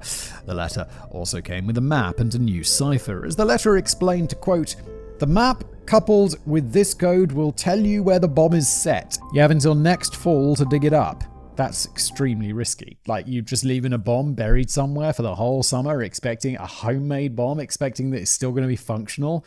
There's rain and humidity, and things are going to go wrong. The 32-character cipher at the bottom of the letter has never been solved. Meanwhile, the enclosed map was of the San Francisco Bay Area, with the Zodiac crosshairs targeting Mount Diablo east of Berkeley, and with some directions of how to adjust a compass relative to magnetic north. No bomb exploded in the autumn of 1970, and no such device was ever found. It seems pretty clear now, in retrospect, that with all the bomb threats, the Zodiac was full of shit and just trying to frighten people. The ever-mounting kill count, on the other hand, is a bit more of a vexed question.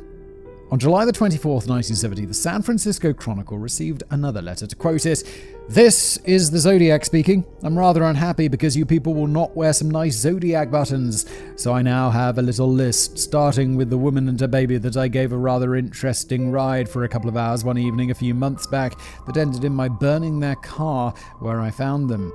Nothing," the quote ends, "nothing in this letter reveals information that was not already circulated in the press, and there is the slight inaccuracy about burning the car where I found them, since the car was moved." I feel like Zodiac's taking credit for a bunch of stuff that he didn't do. And if you want people to believe you did this stuff, you need to get the details right, and you need to include details that aren't public. It's like basic crime stuff. Everyone knows this. 2 days later, on July the 26th, the Chronicle received yet another letter, increasingly desperate, pathetic, and deranged in tone. To quote it, "This is the Zodiac speaking. Being that you will not wear some nice Zodiac buttons, how about wearing some nasty Zodiac buttons, or any type of Zodiac buttons that you can think up? If you do not wear any type of Zodiac buttons, I shall, on top of everything else, torture all 13 of my slaves that I have waiting for me in paradise. Some I shall tow over anthills and watch them scream, twitch, and squirm. Others shall have pine splinters driven under their nails and then burned. Others shall be placed in cages, fed salt beef until they're gorged, and then I shall listen to their pleas for water, and I shall laugh at them." This is incredibly specific and bizarre. And it's like, wait, you've been threatening real people so far, but now you're threatening people who are already dead. It's like, oh no, we got to take him seriously. Now he's threatening to torture people in his weird made-up version of heaven. What the f***, Zodiac? What are you smoking? The quote continues, "Others will hang by their thumbs and burn in the sun. Then I will rub them down with deep heat to warm them up. Others I shall skin them alive and then let them run around screaming.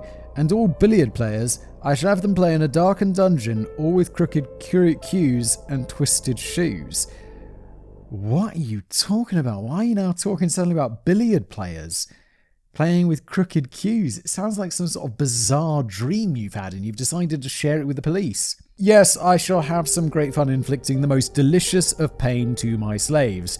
Zodiac 13, SFPD 0.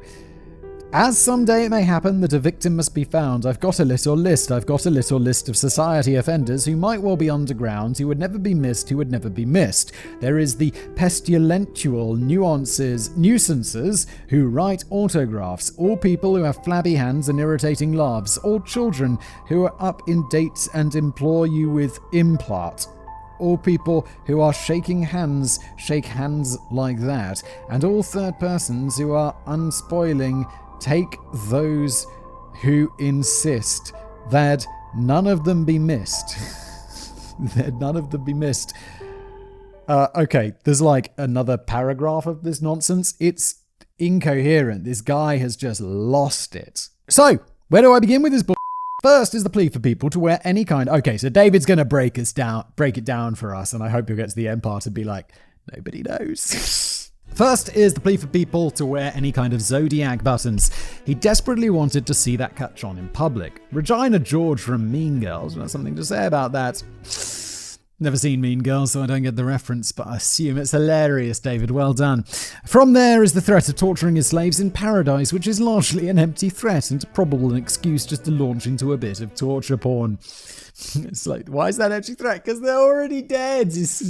Your heaven slaves are not real. If that last part about a billiard game with crooked cues and twisted shoes sounds bizarre to you, it is at this point that Zodiac begins paraphrasing lyrics from the Gilbert and Sullivan 1885 opera The Mikado.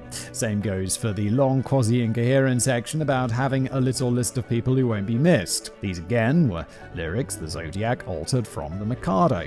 The alteration of the lyrics doesn't really land very well, but it is clear the Zodiac thought he was being clever, which might be grist to the mill of the theory that the Zodiac wasn't all that bright. But ultimately, now seems like a good time to submit the hypothesis that perhaps the Zodiac wrote his letters while intoxicated.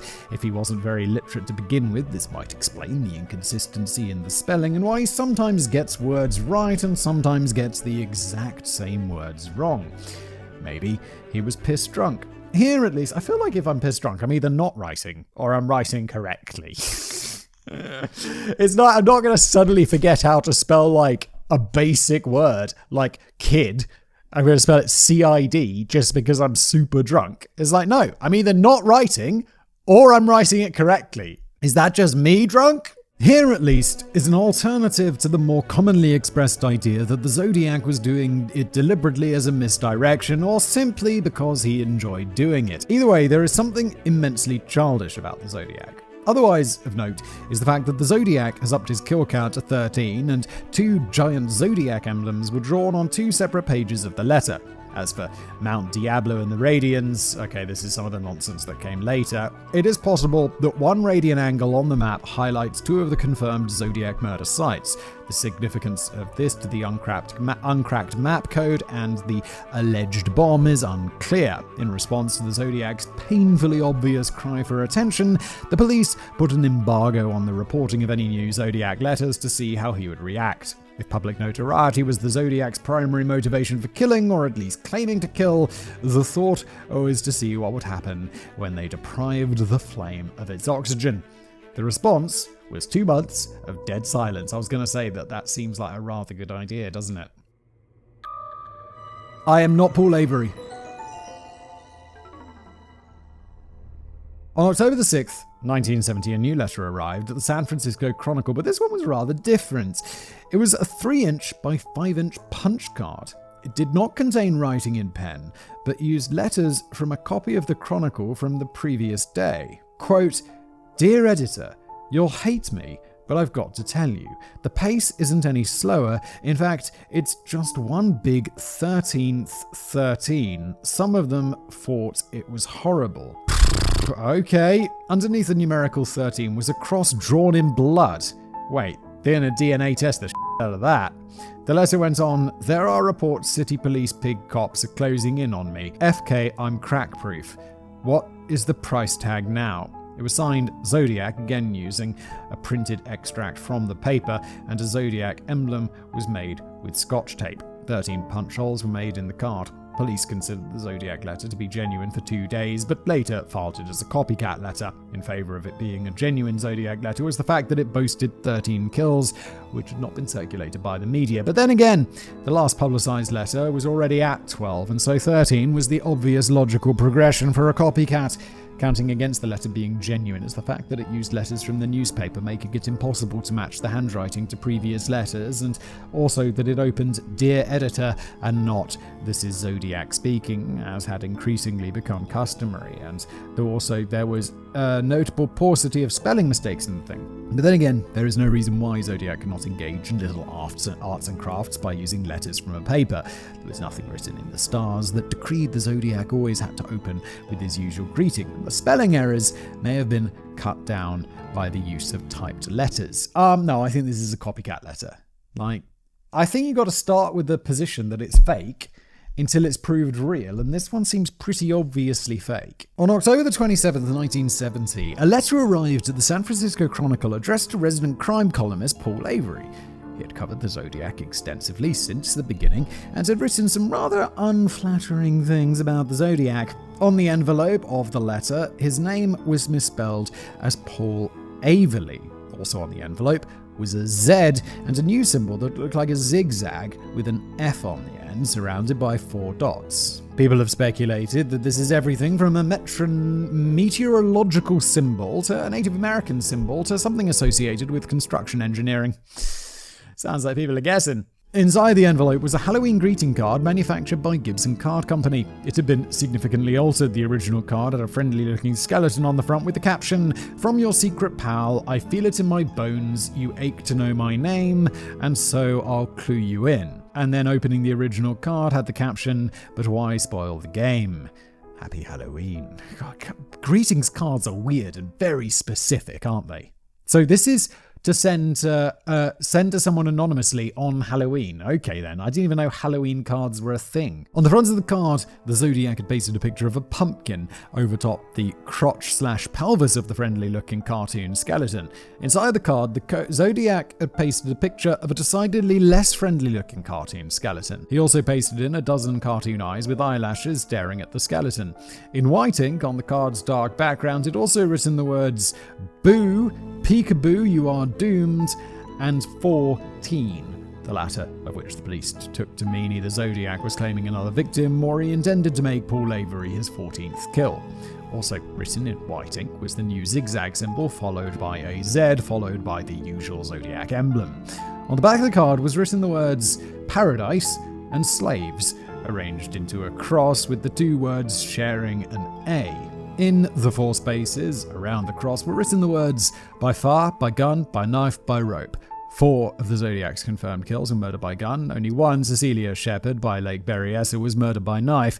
That leaves implied murders by fire and rope. None of the quote-unquote candidates for the increased kill count that we listed previously were murdered by either fire or rope. This implies a few things. 1, that these candidate murders were not done by the Zodiac. 2, that the Zodiac was inflating his kill count, but hadn't murdered anyone since the taxi driver Paul Stein. Or alternatively, 3, the Zodiac had killed people that we haven't covered yet, or had killed people who had thus far gone completely undiscovered by investigators. One of the kills Zodiac explicitly claimed, Sergeant Paul Raditich, died by gun, so he is not a conflict in that regard. Inside the envelope was a separate piece of paper on which the Zodiac had written the phrase "Sorry, no cipher" twice and arranged the 2 sentences to the shape of an X. After 4 months of no publicity for his letters, the Zodiac tactic of writing a journalist paid off.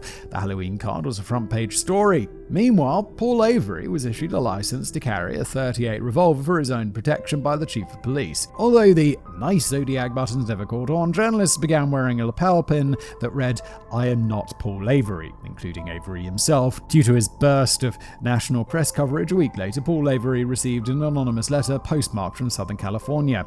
Quote, "Please forward the contents of this letter to detective in charge of the Zodiac murder case. I hope this information will also help you, as we both would like to see this case solved. As for myself, I wish to remain anonymous, and I know that you will understand why. A few years ago in Riverside, California, a young girl was murdered, just about, I believe, on Halloween evening. I could write a much longer letter, citing the similarities between the Zodiac's case and this murder which occurred in Riverside, but if the police department cannot see said comparative similarities between these two cases, then I will take a slow boat to China, even if these crimes were committed by two different people. I think after all the facts are studied regarding both these cases, if the police have not already investigated these possibilities and are not already aware of the Riverside case, then even so, perhaps they should look at it. Letters to newspapers, similar erratic printing, find out about these two different cases. Give Captain Cross a call on the phone.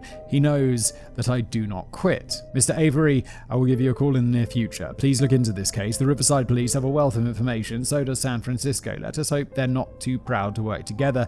And if they already are, let us hope there has been an exchange of information. That's where the quote ends, the letter ends.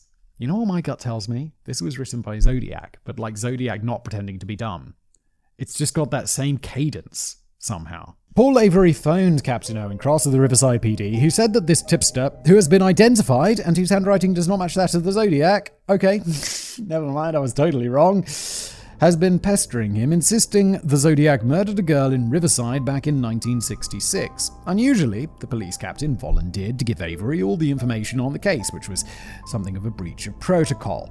The victim's name was Cherry Jo Bates, and to this date she remains a suspected, albeit disputed, victim of the Zodiac. A murder in Riverside. Here are the facts as we now know them. Cherry Jo Bates was an 18-year-old student at Riverside City College in Southern California, about 50 miles from downtown Los Angeles. On the afternoon of October the 30th, 1966, she made plans to go to the library at Riverside City College to study. At 3:45 p.m. in the afternoon, she phoned a friend and asked if she would like to come with her, but the friend refused. Bates left her home between 4:30 and 5 p.m. because some friends drove past the house at 4:30 and saw her green VW Beetle store parked there, and when her father arrived home at 5 p.m., he saw a note on the fridge saying she'd gone to the library. At 5:30 p.m., telephoning from an unknown location, Bates contacted a co-worker at Riverside National Bank to inquire whether the co-worker had seen a term paper bibliography that Bates had misplaced. At 6:10 p.m., one of Cherry Jo's friends saw her driving toward the RCC library, and this testimony is corroborated by an Air Force man who lived near the library and who also saw her. We know Cherry Jo Bates made it into the library because 3 books on the Electoral College were found in her car, having been checked out that evening. It is estimated that Bates was in the library studying for approximately 3 hours that evening. When she was in the library, her presumed murderer sabotaged her car by removing the distributor coil, the condenser, and disconnecting the middle distributor wire from the Beetle's engine. Police found greasy palm prints on the Beetle that were later determined not to belong to Cherry Jo or her friends and relatives. The library closed at 9 p.m, and Cherry Jo Bates must have left shortly thereafter and found that she was not able to start her car. There is now an hour which is unaccounted for. Witnesses living nearby testified that they had heard screams somewhere between 10:15 and 10:45 p.m. that night. Either Cherry Jo left the library long after closing or went somewhere else on campus before returning to her car, or she spoke with her own killer for the better part of an hour, which implies that she knew who it was. At any rate, it is speculated that when her car wouldn't start, the murderer offered her a lift in his own vehicle in order to lure Bates 75 yards away from the parking lot down an unlit gravel path.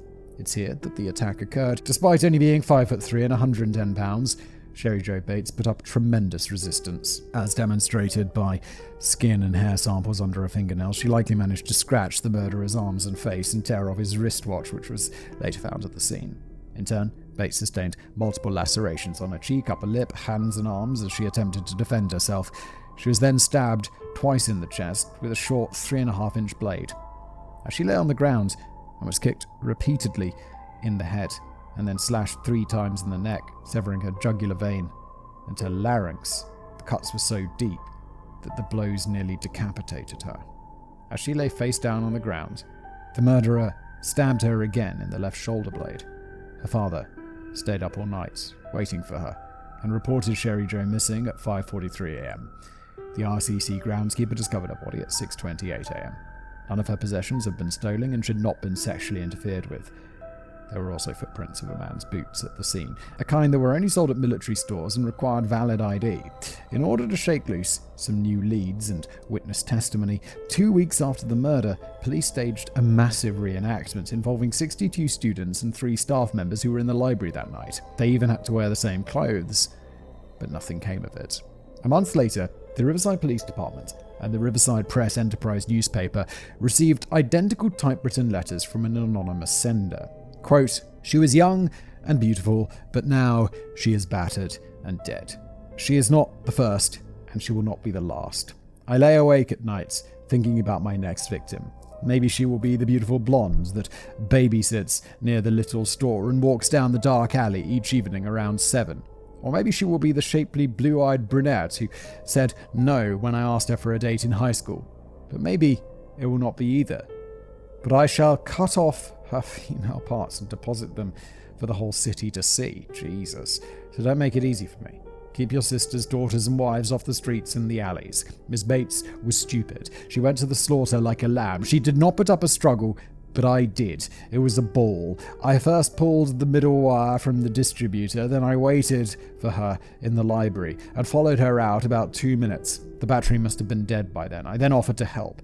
She was very willing to talk to me. I told her that my car was down the street and that I'd give her a lift home. Don't get into cars with strangers. Just don't do it. I think I've done it a couple of times. I'm also different. I'm a dude. Like,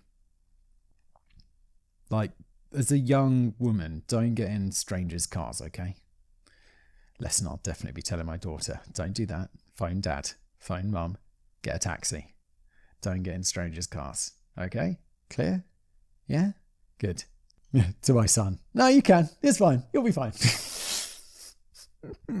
It's different. It's different. When we were away from the library walking, I said it was about time. She asked me, about time for what? I said it was about time for you to die. There follows a paragraph of self-indulgent murder porn that I will not reproduce for reasons that will shortly become clear. And also, just thanks, David. I don't need those details. Then the author concludes, quote, "I am not sick, I am insane, but that will not stop the game. The letter should be published for all to read. It might just save the girl in the alley, but that's up to you. It will be on your conscience, not mine. Beware. I am stalking your girls now." The fact that the police had not yet publicly disclosed the detail that the killer had ripped out a middle wire connected to the distributor led them to believe that the letter was genuine. But it was entirely feasible such detail could have been accidentally disclosed by a police officer, especially due to the massive reenactments that occurred at RCC. Word could have gotten around. The following day, the police and Sherry Jo Bates, his father, received handwritten notes which read, quote, "Bates had to die, there will be more." And there was an illegible signature that looks like either a 2 or a Z. In April 1967, a custodian discovered a desk that had been in the library on the night the Bates' murder, into which was carved the following poem. "Sick of living, unwilling to die, cut, clean, if read. Clean, blood spurting, dripping, spilling all over a new dress." Oh well, it was red anyway. Life draining into an uncertain death. She won't die this time. Someone will find her. Just wait till next time. The poem was signed with the lowercase letters R.H. If that's poetry, it's very bad poetry, isn't it?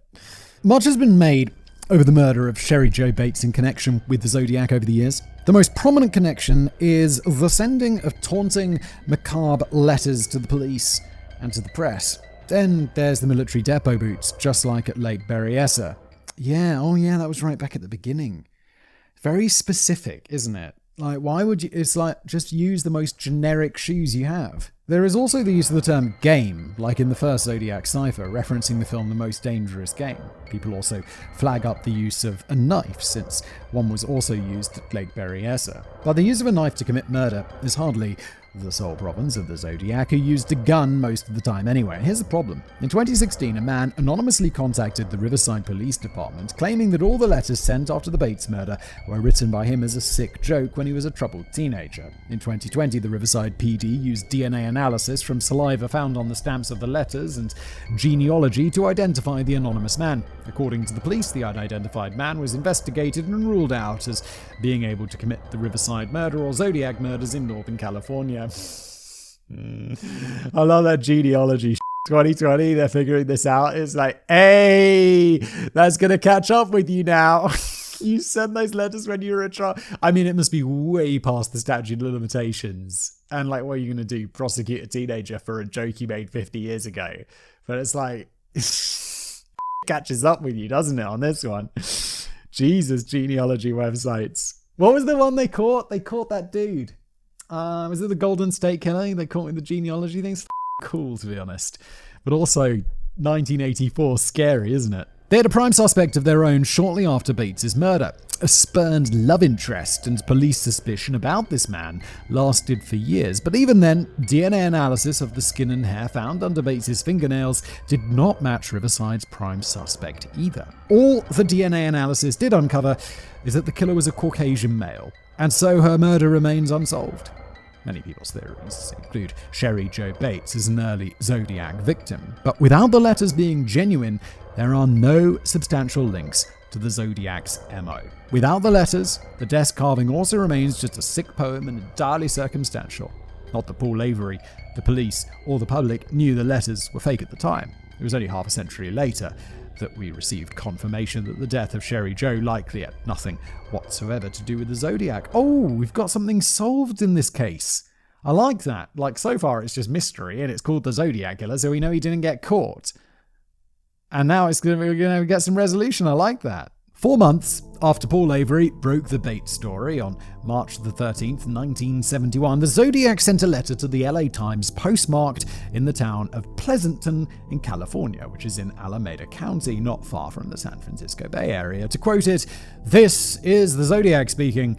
Like I've always said, I'm crack-proof. If the blue meanies are ever going to catch me, they best get off their fat asses and do something, because the longer they fiddle and fart around, the more slaves I will collect for my afterlife.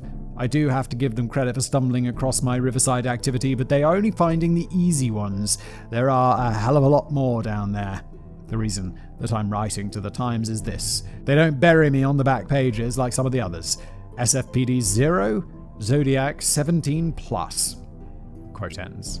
The mention of Riverside activity is Zodiac likely claiming that he murdered Sherry Jo Bates. Thanks to the hoaxer's confession and DNA analysis, this letter is likely proof positive that the Zodiac was full of claiming murders that weren't his. This casts doubts on the steady inflation of his kill count. It is distinctly possible that his total kill count extends no further than the 5 confirmed murder victims, the last being Paul Stein in October 1969. If his primary motivation was publicity, he could milk those murders without putting himself at risk with additional brazen attacks. Conversely, the best fit for his MO after 1969, as though Zodiac began increasing his total, are John Hood and Sandra Garcia, who on February the 21st, 1970, were killed in an attack similar to the one at Lake Berryessa. Zodiac never confirmed these victims, and there were hundreds of nutcases in California in 1970 who might stab a couple on the beach. The shooting of Sergeant Roger Raditich in San Francisco on June the 19th, 1970 also stands out because Zodiac took the risk of claiming the murder only a week after it happened, when there were good odds that the real culprit might still be found. But maybe Zodiac thought it was worth the risk. If found out, he could always just write the police and call them idiots for believing him, just like he mocked them for believing he'd stand there and shoot at a bus in broad daylight.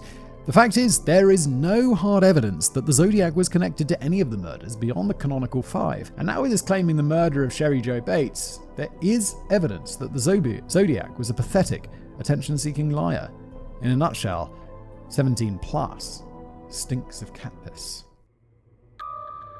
Chasing phantoms, red and otherwise.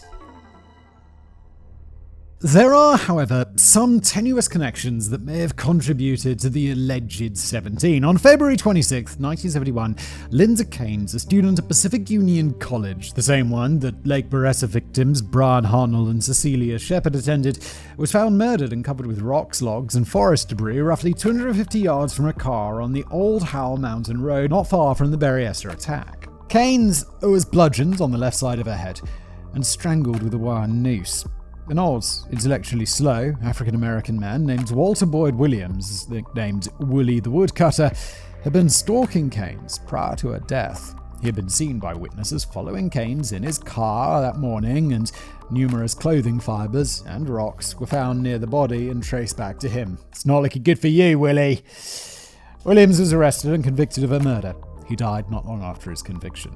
Yet there is a contingent of Zodiac theorists who claim that Williams was innocent and go on to speculate that the Zodiac was the real killer. As such, I include the Keynes murder here, but if you wish to twist my arm, I'd have to say that I don't find the Zodiac connection credible. No, I found the connection credible when they were like, yeah, fibres of his clothes were found at the scene. That seems like more likely than, oh, it's a Zodiac! Zodiac likely prowled an area and killed people at random, so the PUC connection isn't that valuable and the method of execution wasn't his style. Yet the only thing that remotely ties this in is location, and that's it. In a similar vein, on March the 22nd, 1971, 9 days after Zodiac's last communication, a 4-cent postcard was sent to the San Francisco Chronicle.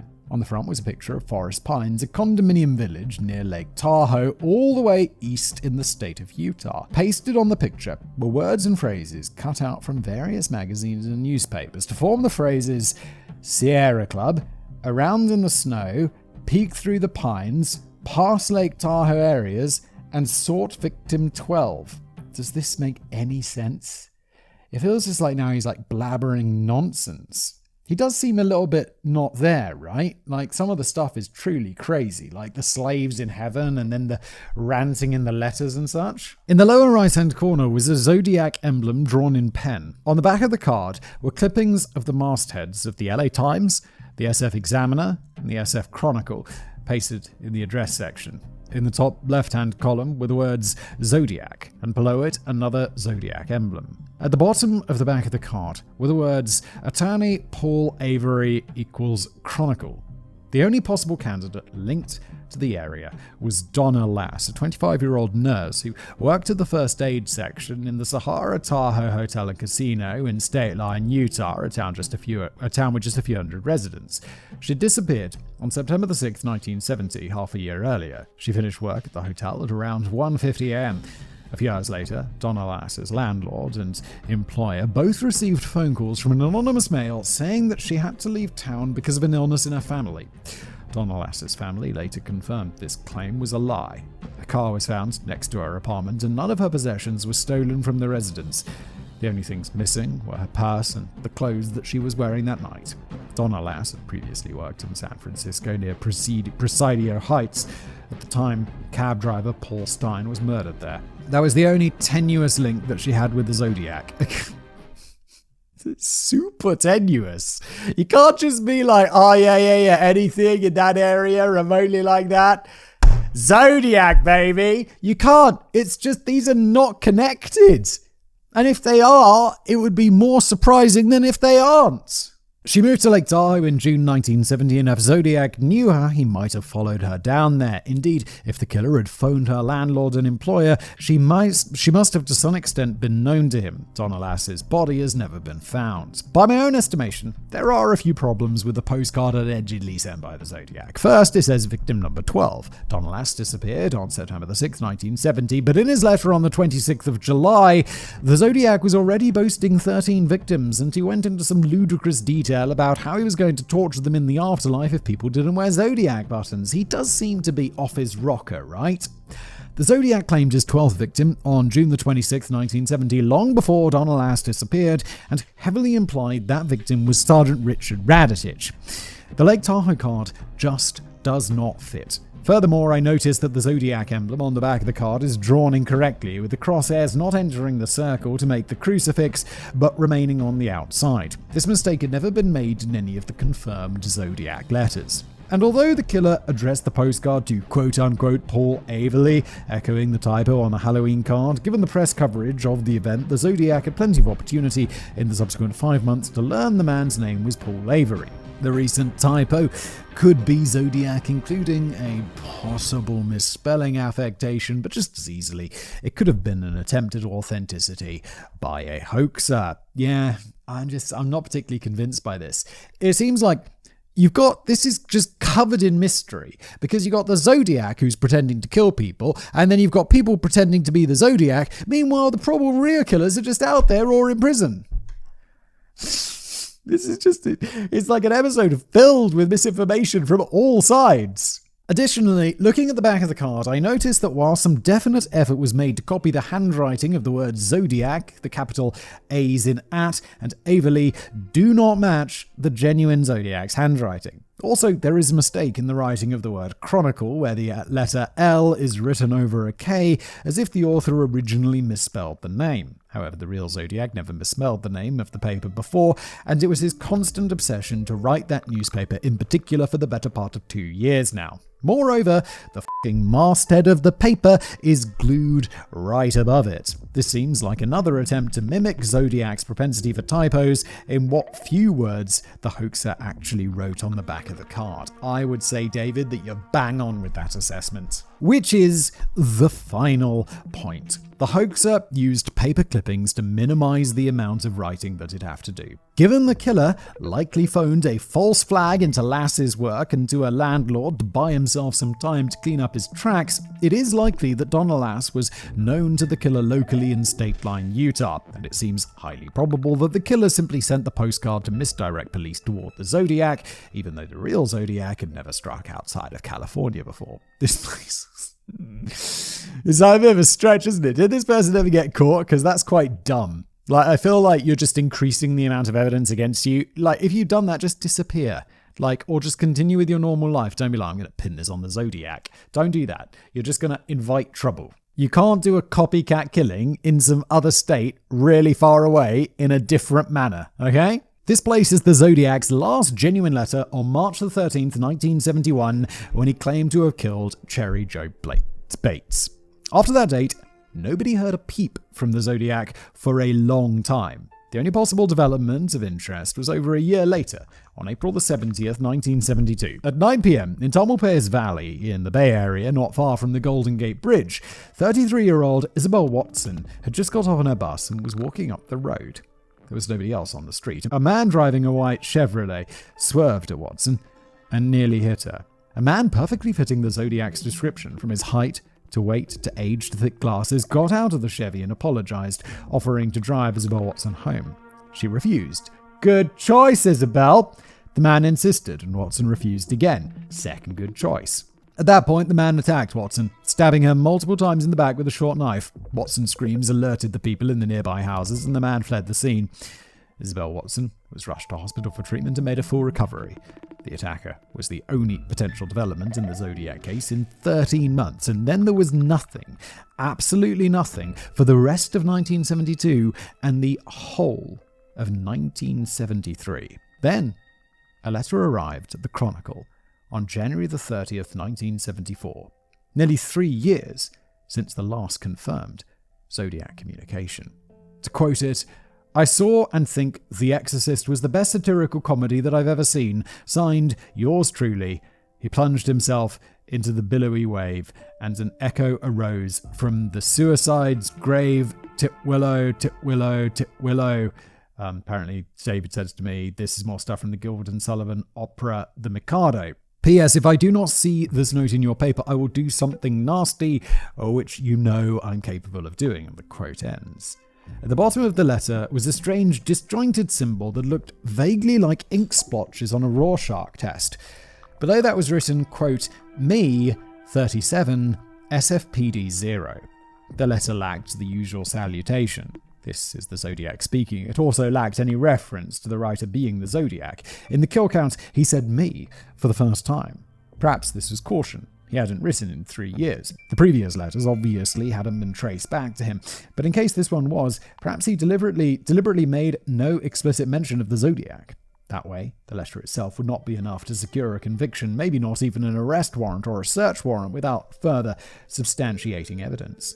However, the Mikado reference, the threat about not publishing, and the kill score all made it clear who it was, and the handwriting in the Exorcist letter matches previous Zodiac communications. I'll leave it to my own judgment whether you find the 37 kill count credible.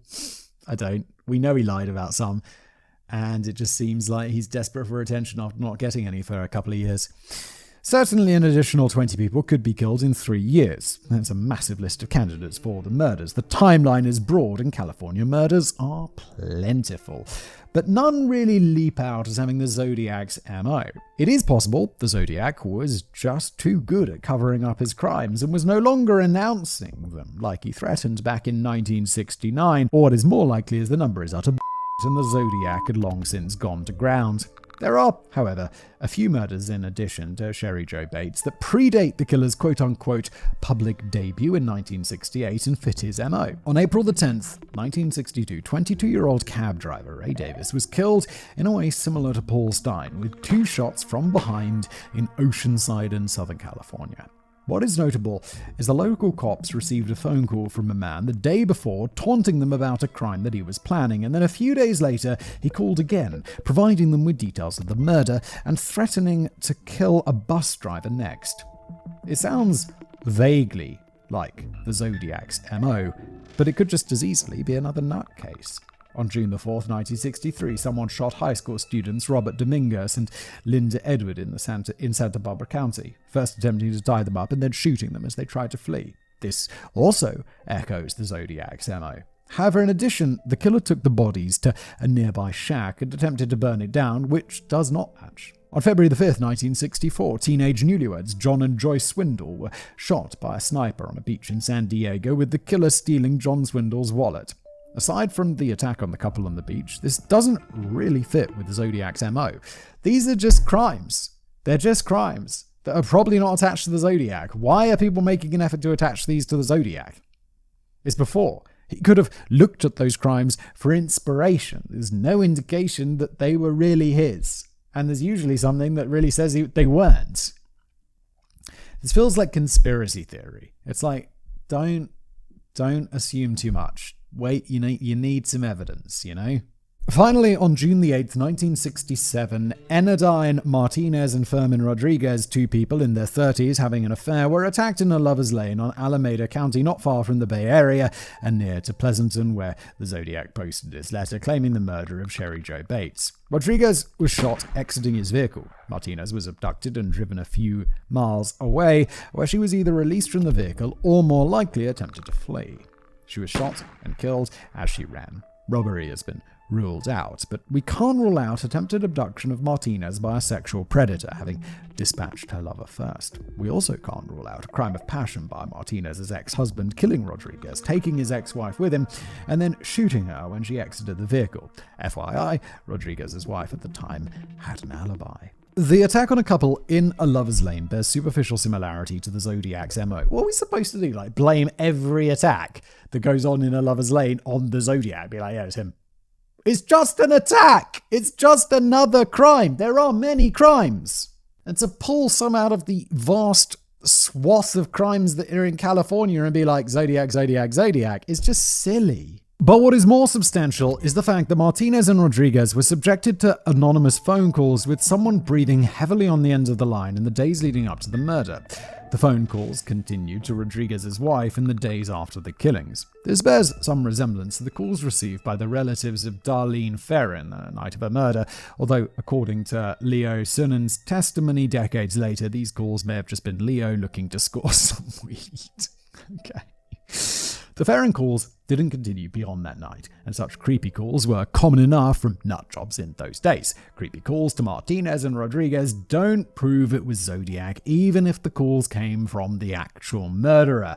I'm skeptical about all of the above killings, but they can't be completely discarded and may be useful when evaluating suspects according to their whereabouts on the dates in question. Yeah, maybe. Tenuously.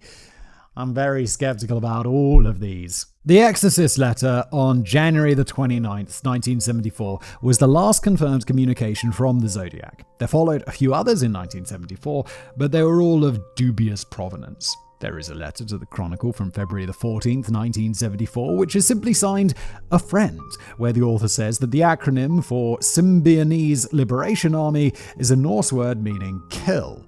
vaguely sinister, but there are plenty of weirdos out there, and according to experts in handwriting, this is likely not a match, save a few amateur sleuths who would dispute this analysis. And then there's the May the 8th, 1974 letter to the Chronicle, signed A Citizen, complaining about the paper running ads for the movie Badlands, which the author says glorifies murder. The handwriting is a possible match for the Zodiacs.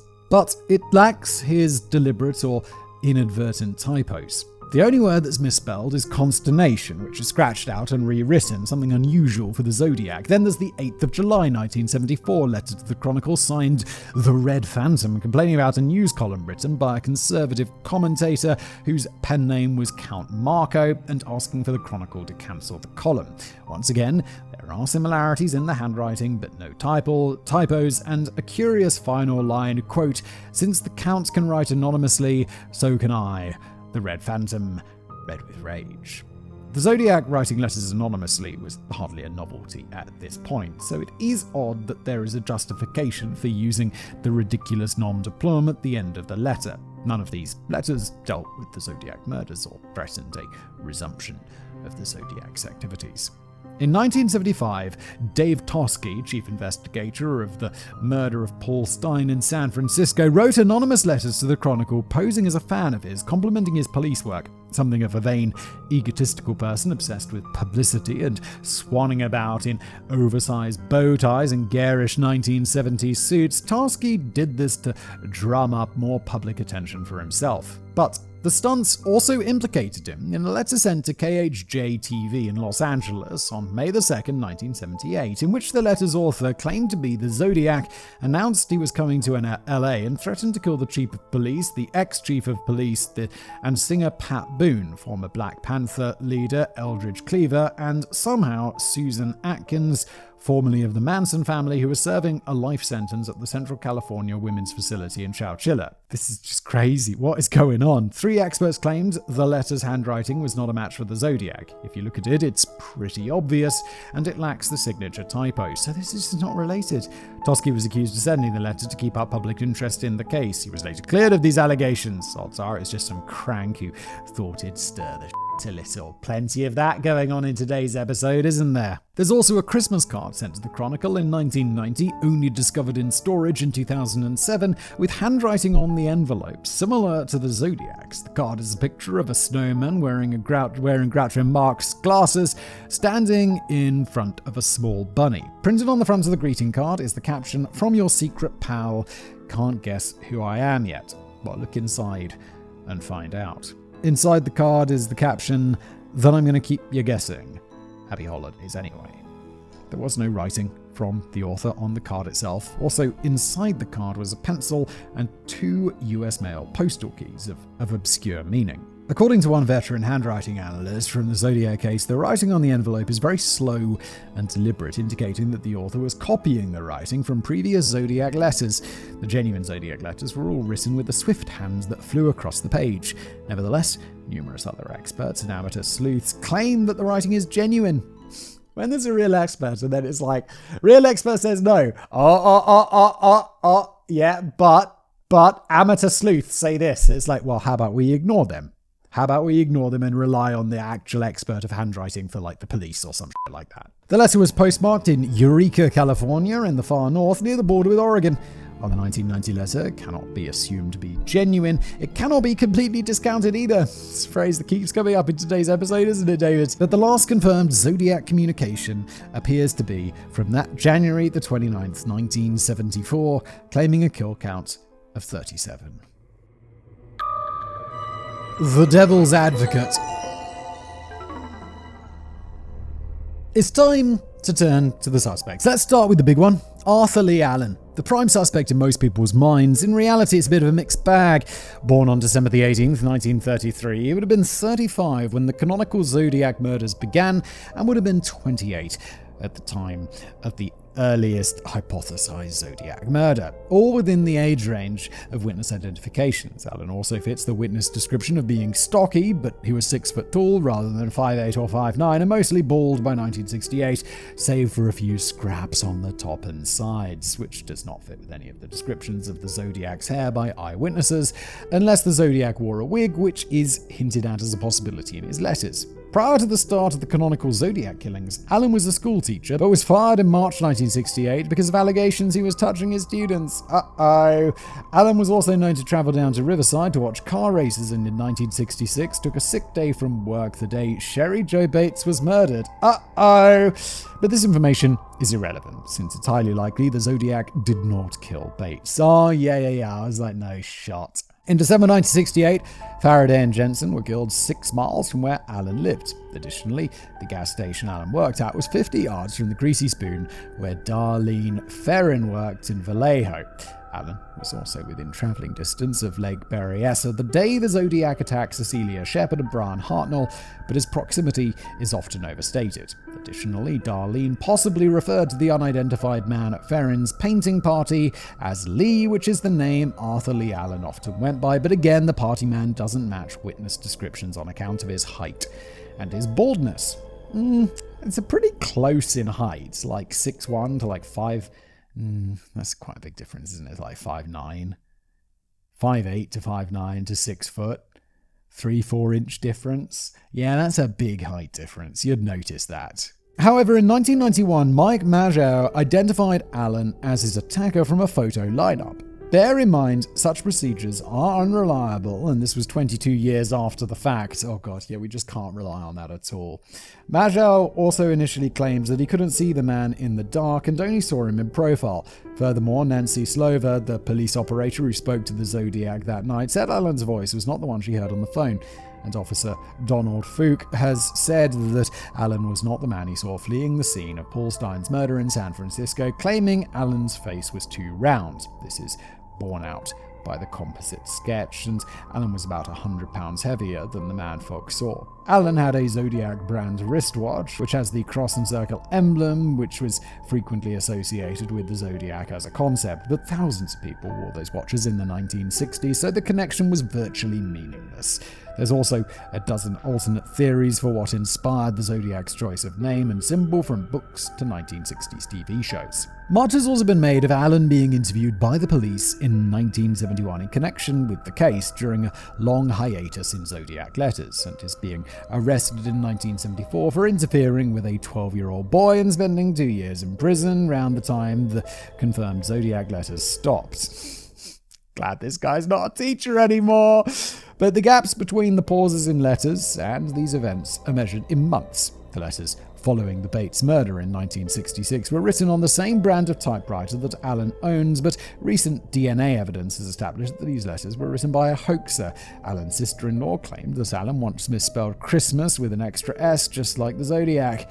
Again, circumstantial, and the claims Allen regularly misspelt words in correspondence for fun are baseless. Also, Allen's handwriting does not match the Zodiac's using either hand. He was subjected to rigorous testing under police warrants. Every single handwriting expert who worked on the Zodiac case, save one, has concurred. The one who dissented, Terry Pascoe, only said that an altered state of consciousness may have changed Allen's writing. Subsequently, Pascoe also determined that there was no way Allen's handwriting was a match. Okay, so all of the experts are like, it's not this guy. And I assume they're like, he can't just do fake handwriting, right? Because they'll know. They're handwriting experts. They'll see if you're trying to make it different to how you normally handwrite. They're looking at you. You know, it'll just be like slow, like, let's do a T like this today.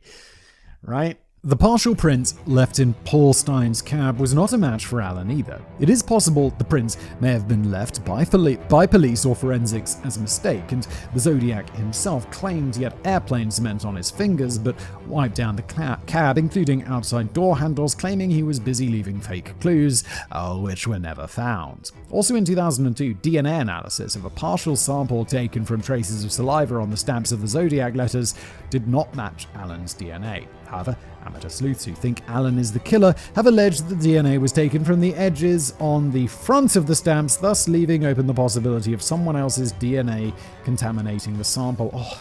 It's getting a bit irritating with these amateur sleuths. It's like, guys, how about you just look at the evidence and draw conclusions from that, rather than starting with what you want to believe and then shoving your evidence into that hole so it fits, okay? It's like the police don't do that for good reason, or they do. It's called railroading, but they're aware it happens. You amateur sleuths, you're just doing it anyway, all the time, and it's ridiculous. Other sleuths have alleged that Alan habitually got other people to lick his stamps for him. Okay. Take those assertions for what they're worth, which I'll say, David, is not very much. In 2018, the saliva samples were again utilized by law enforcement to find a match via genealogy databases to pinpoint a relative of the real-life Zodiac killer. Once again, the DNA sample did not match any of Alan's relatives. At the time of writing, the genealogy search has still not led to arrest, and due to lack of police information, it's unclear whether the search has narrowed things down to any likely suspects.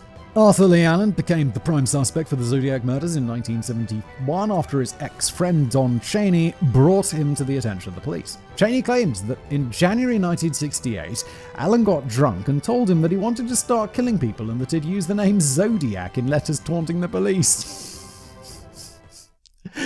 Don't get so drunk that you start admitting your future crimes to your mates. They're like, one day I'm gonna kill some people. One of my mates was saying that, I'd be like, bro, what?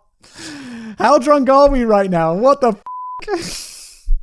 Bear in mind that in 1971, the details of the Zodiac case were in every newspaper. In the same interview, Chaney claimed that during the conversation, Alan was angry at being fired from his teaching job, but this didn't happen until 3 months later in March 1968. Decades later, Chaney changed his story, saying the conversation with Alan happened in January 1969. What are you up to, Chaney? It sounds like you're just making some shit up. After Robert Graysmith published his 1986 book Zodiac, Chaney also added details to his story that are in the book, but he had never divulged earlier in police interviews. It only got worse from there. Sounds like Chaney's trying to make a little cheddar. In 2006, Chaney claims that Alan had taken him to one of the murder scenes and that Alan had told him that he was a contract killer. Suffice to say, all this renders Chaney's testimony unreliable. It also turns out Chaney had motive to pull Arthur Lee Allen into the frame. Allen had once allegedly interfered with one of Chaney's own children. In case you suspect Chaney had framed Allen because Chaney himself was the Zodiac, a DNA test also cleared him. Arthur Lee Allen died on August 26, 1992 at the age of 58. He had been hounded by the media for years for being the Zodiac, so much so it may have contributed to his premature death by heart attack. But given his previous convictions, very few people, then and now, really cared that Alan was being hounded for the Zodiac murders. Graysmith's 1986 book heavily implies Alan as the killer, as does the 2007 David Fincher film inspired by it. In fact, the 2007 film actually invents things to make it seem like Alan was guilty, from having Alan wearing wingwalker boots that he never owned, to having Alan say, "If I were the Zodiac, I certainly wouldn't tell you," which he never said. For purposes of sensationalism, Graysmith's book also goes to great lengths to argue that almost every alleged Zodiac attack was genuine. At risk of pissing off a bunch of theorists who think Alan is the Zodiac, in my opinion, he probably wasn't. He's arguably a good fit, perhaps if you squint your eyes when looking at the evidence, but in police work, you come across good fits all the time, and if physical evidence exonerates them, eventually you have to move on. You can't dwell in the shadow of theories like other people licking stamps for the Zodiac. If anything, the focus on Alan distracts from the seeking of the real perpetrator of these crimes. Perhaps Alan still looms large over the Zodiac case, because if it was Alan, we would have a smidge of closure. Yeah, but it wasn't. I just don't think it was. I'm completely with David. It's like, it just doesn't match up. It's like, yeah, this guy seems like a bad dude. It's like, oh no, he died of a heart attack at 58. Oh no! But I don't think he was the Zodiac killer. Then there's Gary Francis Post, whom in October 2021, a team of quote-unquote former law enforcement called the Case Breakers claimed was the Zodiac. The team claims that Post had scars on his head that match lines on a sketch of the Zodiac, but witness descriptions contributing to the sketch never mentioned scars. They also claim to have decrypted the Zodiac ciphers, revealing Post as the killer. This is unverified. They also allege that the Zodiac killed Sherry Jo Bates, which he almost certainly did not. Well, if you've decoded the things, release how, because that'll add some legitimacy. It seems very much like the Sherry Jo Bates one was not committed by Zodiac. I think we established that. So you're going to need to have something stronger than no evidence. So let's see what you got. In May 2023, the Casebreakers claimed an FBI agent told them that he had considered Post a suspect since 2016 and had Post's DNA on file. Casebreakers alleged that not enough was done by the FBI to investigate Post, who died in 2018. In previous years, the Casebreakers have claimed breakthroughs in cold cases, including the disappearance of Jimmy Hoffa to the plane hijacking of D.B. Cooper. Pretty sure that those haven't been conclusively solved. Actual law enforcement, from the FBI to the SFPD to the Riverside PD, say that they are full of shit. Yeah, show us the proof. I'd love to see this wrapped up. I just want to see some proof rather than just you being like, yeah, we did it. It's him. Okay, show me some proof. Show me something reasonable. There's also an overseas connection. In May 2018, an Italian journalist accused Joseph Bevilacqua, former superintendent of the American War Ceremony in Florence, Italy, of confessing he was both the Zodiac and Monster of Florence serial killer in September 2017. While working for the military police, Bevilacqua could possibly have traveled to San Francisco during the Zodiac murders. The claim was considered credible enough that in 2020, Italian police collected his DNA. However, police dismissed their inquiry into him in both serial killer cases in 2021, implying that the DNA didn't match. Another suspect is Bay Area journalist Richard Gaikowski. He very much resembles witness descriptions and the composite sketch. Police operator Nancy Slover also said that his voice matched that of the Zodiac, but she said this 40 years after the fact. No use. That's useless. 40 years later? Can you imagine, I don't know, when did I go to school? 20 years ago? And I listened to my teachers talk at me for so long. And then if someone played me a copy of their voice and was like, was this the voice of your teacher? And this was only 20 years ago. I'd be like, I don't know. I don't remember what their voice sounded like. And I heard their voice a lot. He trained as a medic, which some people connect to Zodiac ripping a scrap from Paul Stein's shirt. Last time I checked, he didn't take medical training to tear cloth. Gaikowski moved to Albany, New York. Around the same time, Darlene Ferrin briefly lived there with her first husband. Mike Magow said in 2007 that Darlene may have referred to the man following them as Richard, which conflicts with his identification of Alan. Magow is a somewhat malleable witness. Paul Stein's sister claims that she saw Gaikowski attend Paul Stein's funeral, but this would have hardly been unusual for a journalist working in San Francisco after a highly publicized murder. In March 1971, Gaikowski was institutionalized after a mental breakdown, which may explain the secession of the Zodiac letters until 1974. One of the Zodiac ciphers had the letters GYKE right there out in the open. The biggest roadblock for the Gaikowski hypothesis is that Zodiac investigator Ken Narlow said he looked at Gaikowski's passport and said he was in Europe during the 20th of December 1968 murder of Faraday and Jensen. Online theorists have disputed this, pointing at Gaikowski's October 1968 passport application, which had estimated his date of travel, bringing him home on December 1st. The latter is much more tenuous than the testimony of a lead investigator in the Zodiac case. Gaikowski died in 2004. There have been no announcements about any attempt to match Gaikowski's DNA to the Zodiac's, which would likely clear the whole thing up. But the police probably see it as there's just not enough evidence to even consider this guy. It's like this is just amateur sleuthing, and it's not him, so we're not going to bother. George Hodel has been accused in several books by his son, Steve Hodel, of being the Zodiac killer. Holy that's an awkward Christmas, isn't it? What have you been up to, Dad? Oh, not much. Just being harangued for being the Zodiac killer again, Steve. You prick. Hodel is also suspected by his son to be the Black Dahlia killer. During the Zodiac killings, Hodel was in his early 60s, and he doesn't resemble witness descriptions or the composite. For perspective, Hodel has also accused his dad of being the lipstick killer in Chicago and the jigsaw murder in the Philippines. No doubt George Hodel has something to do with JFK's death and the rising and the setting of the sun. Yeah, Steve. What's wrong with you? Why is this even something people consider? Lawrence Kay, aka Kane, is another suspect. He suffered from a brain injury in 1962 after a head-on car crash with a cement truck. Jesus.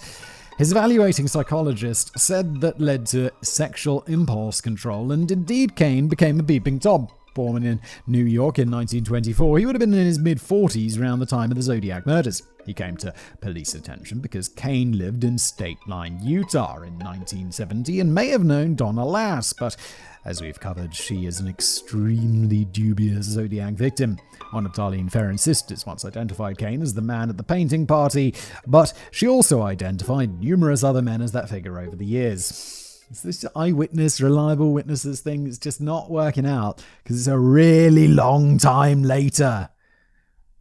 And eyewitness testimony is already in 2021, a Moroccan businessman claimed to have cracked the 13-character cipher of Zodiac's name in the space of 2 hours, asserting it says, "My name is Kea."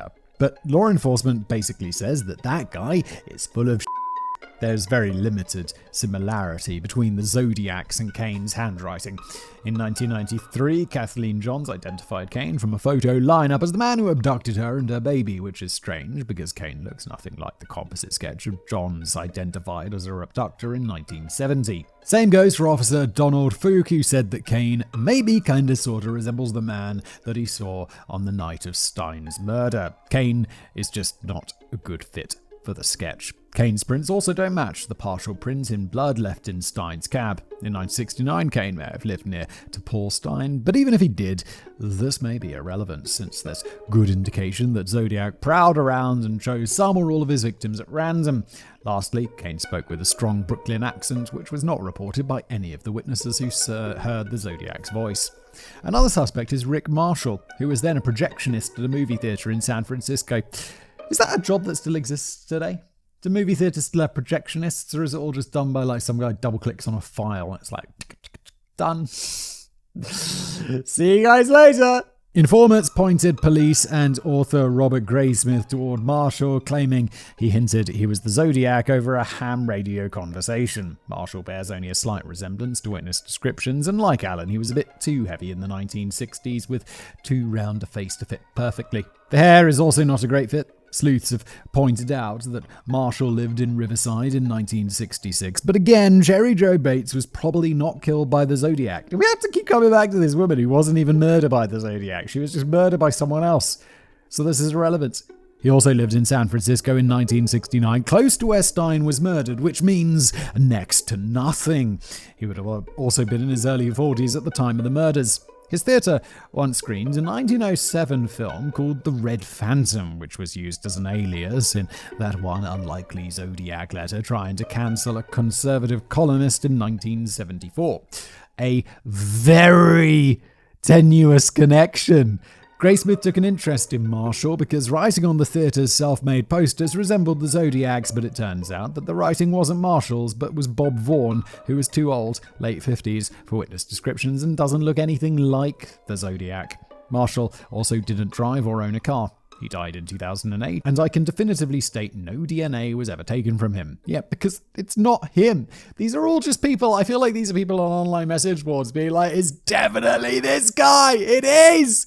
It's not. Police have done their job. They know it's not him. In fact, they're so sure it's not him, they didn't even investigate him. A newer suspect that made headlines in 2014 but was never really heard from again was Louis Joseph Myers. He was around 17 at the time of the Zodiac killings. He had attended the same high schools in Vallejo as both Faraday and Jensen, and according to hearsay, he also worked at the restaurant with Darlene Ferrin. Well, can't we just look that up according to hearsay? It's like, did he work at the restaurant or not? Lots of people going to restaurants. They're going to be owned by someone. There's probably I don't know, some old dusty ledger. Not that knowing the victims beforehand is much proof, since there is a strong possibility that the Zodiac was a randomized killer. 17 is also a bit young for witness descriptions, and Myers' appearance is also not a great fit. He was stationed overseas in 71 to 73, the same time the Zodiac letters ceased. His entire case hangs on an alleged deathbed confession to friend Randy Kenny in 2002, where he allegedly claimed that he was Zodiac. Myers was an alcoholic and died of cirrhosis of the liver. Police have acknowledged him as a suspect,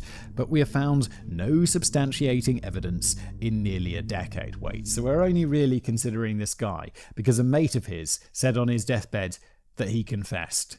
So it's like second-hand information. It's like, come on. This is insane. Robert Ivan Nichols is a suspect, mostly because he is an identity thief who ditched his family in 1964, stopped writing to all his relations in 1965, and in 1978 stole the name Joseph Chandler from an 8-year-old boy who died in a car crash in 1945. He was only identified with great effort after his death. He lived in California during the Zodiac murders and vaguely fits witness descriptions. Beyond that, there is nothing concrete tying him to the case. Police has DNA on file, so it would be easy to match to the Zodiac. Ross Sullivan was a bipolar schizophrenic who was suspected in the murder of Sherry Jo Bates, but she's not even murdered by the Zodiac! Bloody hell! He always wore the same outfit before her murder, but began wearing completely different clothes afterwards. Oh my god. Put him in the chair! Get him electrocuted! This is it! It's him! That's sarcasm, by the way. But of course, Bates probably wasn't killed by the Zodiac. Yes! The only other things that tie Sullivan to the Zodiac killings are the military-style boots he wore, the fact that he looks like the man in the Zodiac composite sketch, but he was also 6'2", which is far taller than witness descriptions. Also, the fact that he moved to the Bay Area shortly before the Zodiac murders began, though there is some indication he was in a mental institution during some of the canonical murders. He also has an interest in cryptology and writing creepy poems.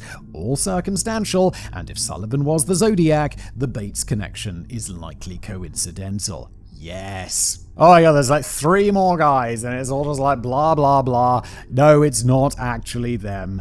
Let's just skip ahead. There are a bunch of less popular theories, ranging from the Unabomber to the Manson family to Ted Bundy, all of which have been disproven, and less likely suspects like James Owen, a witness attached to the Faraday and Jensen murder mentioned at the start of the episode. Another possibility is a jealous or spurned lover of Darlene Ferrin. People have suspected that her first husband, Jim Crabtree, her second husband, Dean Ferrin, and alleged harassers like George Waters and William Grant.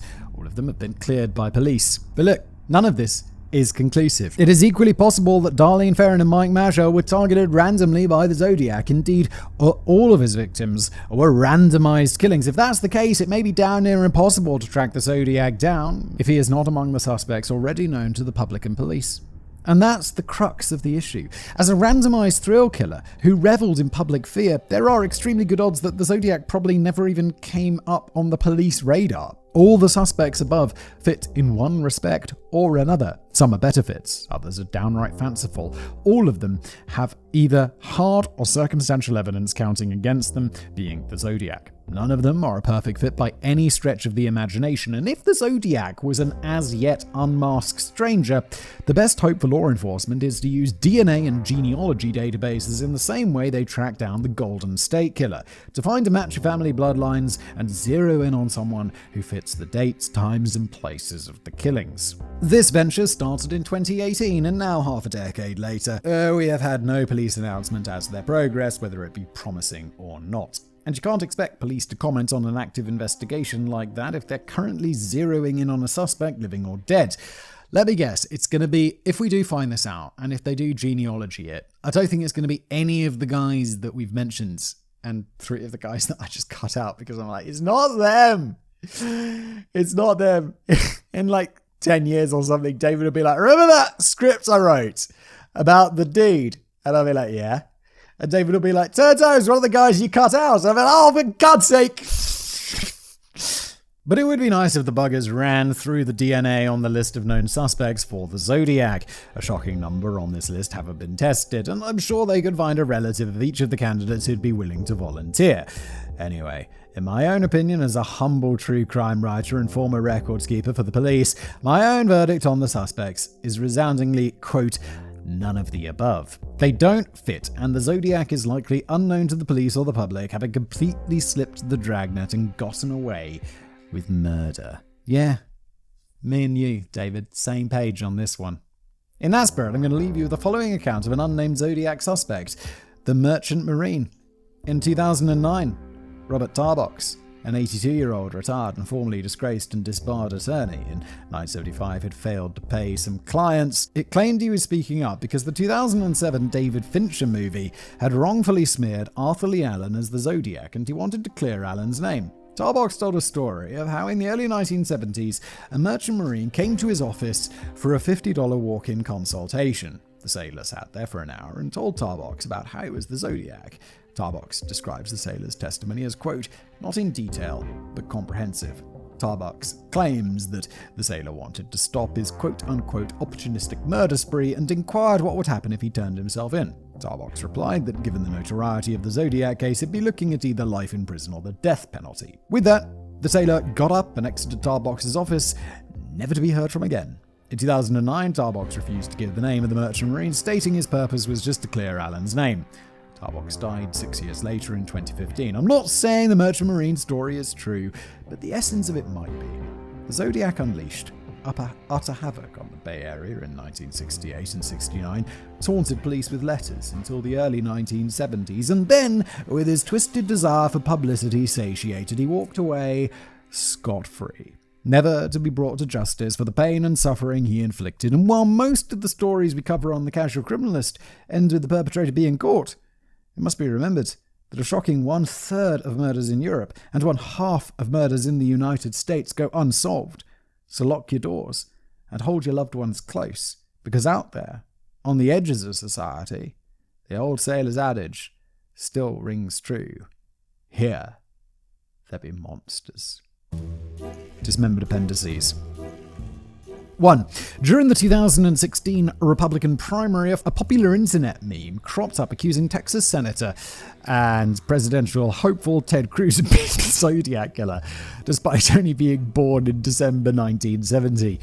Some douche nozzle will mention it in the comments if I don't. Number 2. The 2007 David Fincher film Zodiac has its inaccuracies, mostly because it's based on Robert Graysmith's book. But unlike something like Netflix's Dharma, it's respectful to the victims. Fincher is also one of the best true crime directors of his generation. I'll point out, though, that Paul Avery, ably played by Robert Downey Jr., never interacted with Graysmith during the murders, and he was gainfully employed until retirement age, and was not as horrific an alcoholic as depicted in the film. I just want to clear Avery's name in that respect. Number 3. The 1971 Clint Eastwood film Dirty Harry is directly inspired by the Zodiac killings. In the movie, San Francisco is terrorized by a thrill killer who calls himself Scorpio, a Zodiac sign, and writes taunting letters to the police. Scorpio also targets a school bus, which is one of the set pieces for the climax of the film. Number 4. Can someone please edit the Zodiac Wikipedia page? There are a disgraceful number of inaccuracies, more than is typical for a reference page on serial killers. The Zodiac has more misinformation surrounding it than any other case that I've encountered. In fact, this episode took me twice as long because numerous sources from books to websites are hugely misleading. Number 5. My interest in the Zodiac has been piqued by this project. I'm probably going to keep working on it in my spare time. Bay Area Police or FBI, please feel free to contact me via Twitter DM at David Kanzook. David...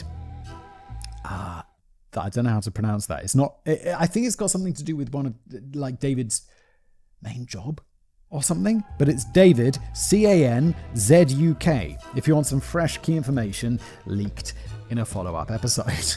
The same goes for any civilians who want to talk Zodiac theories with me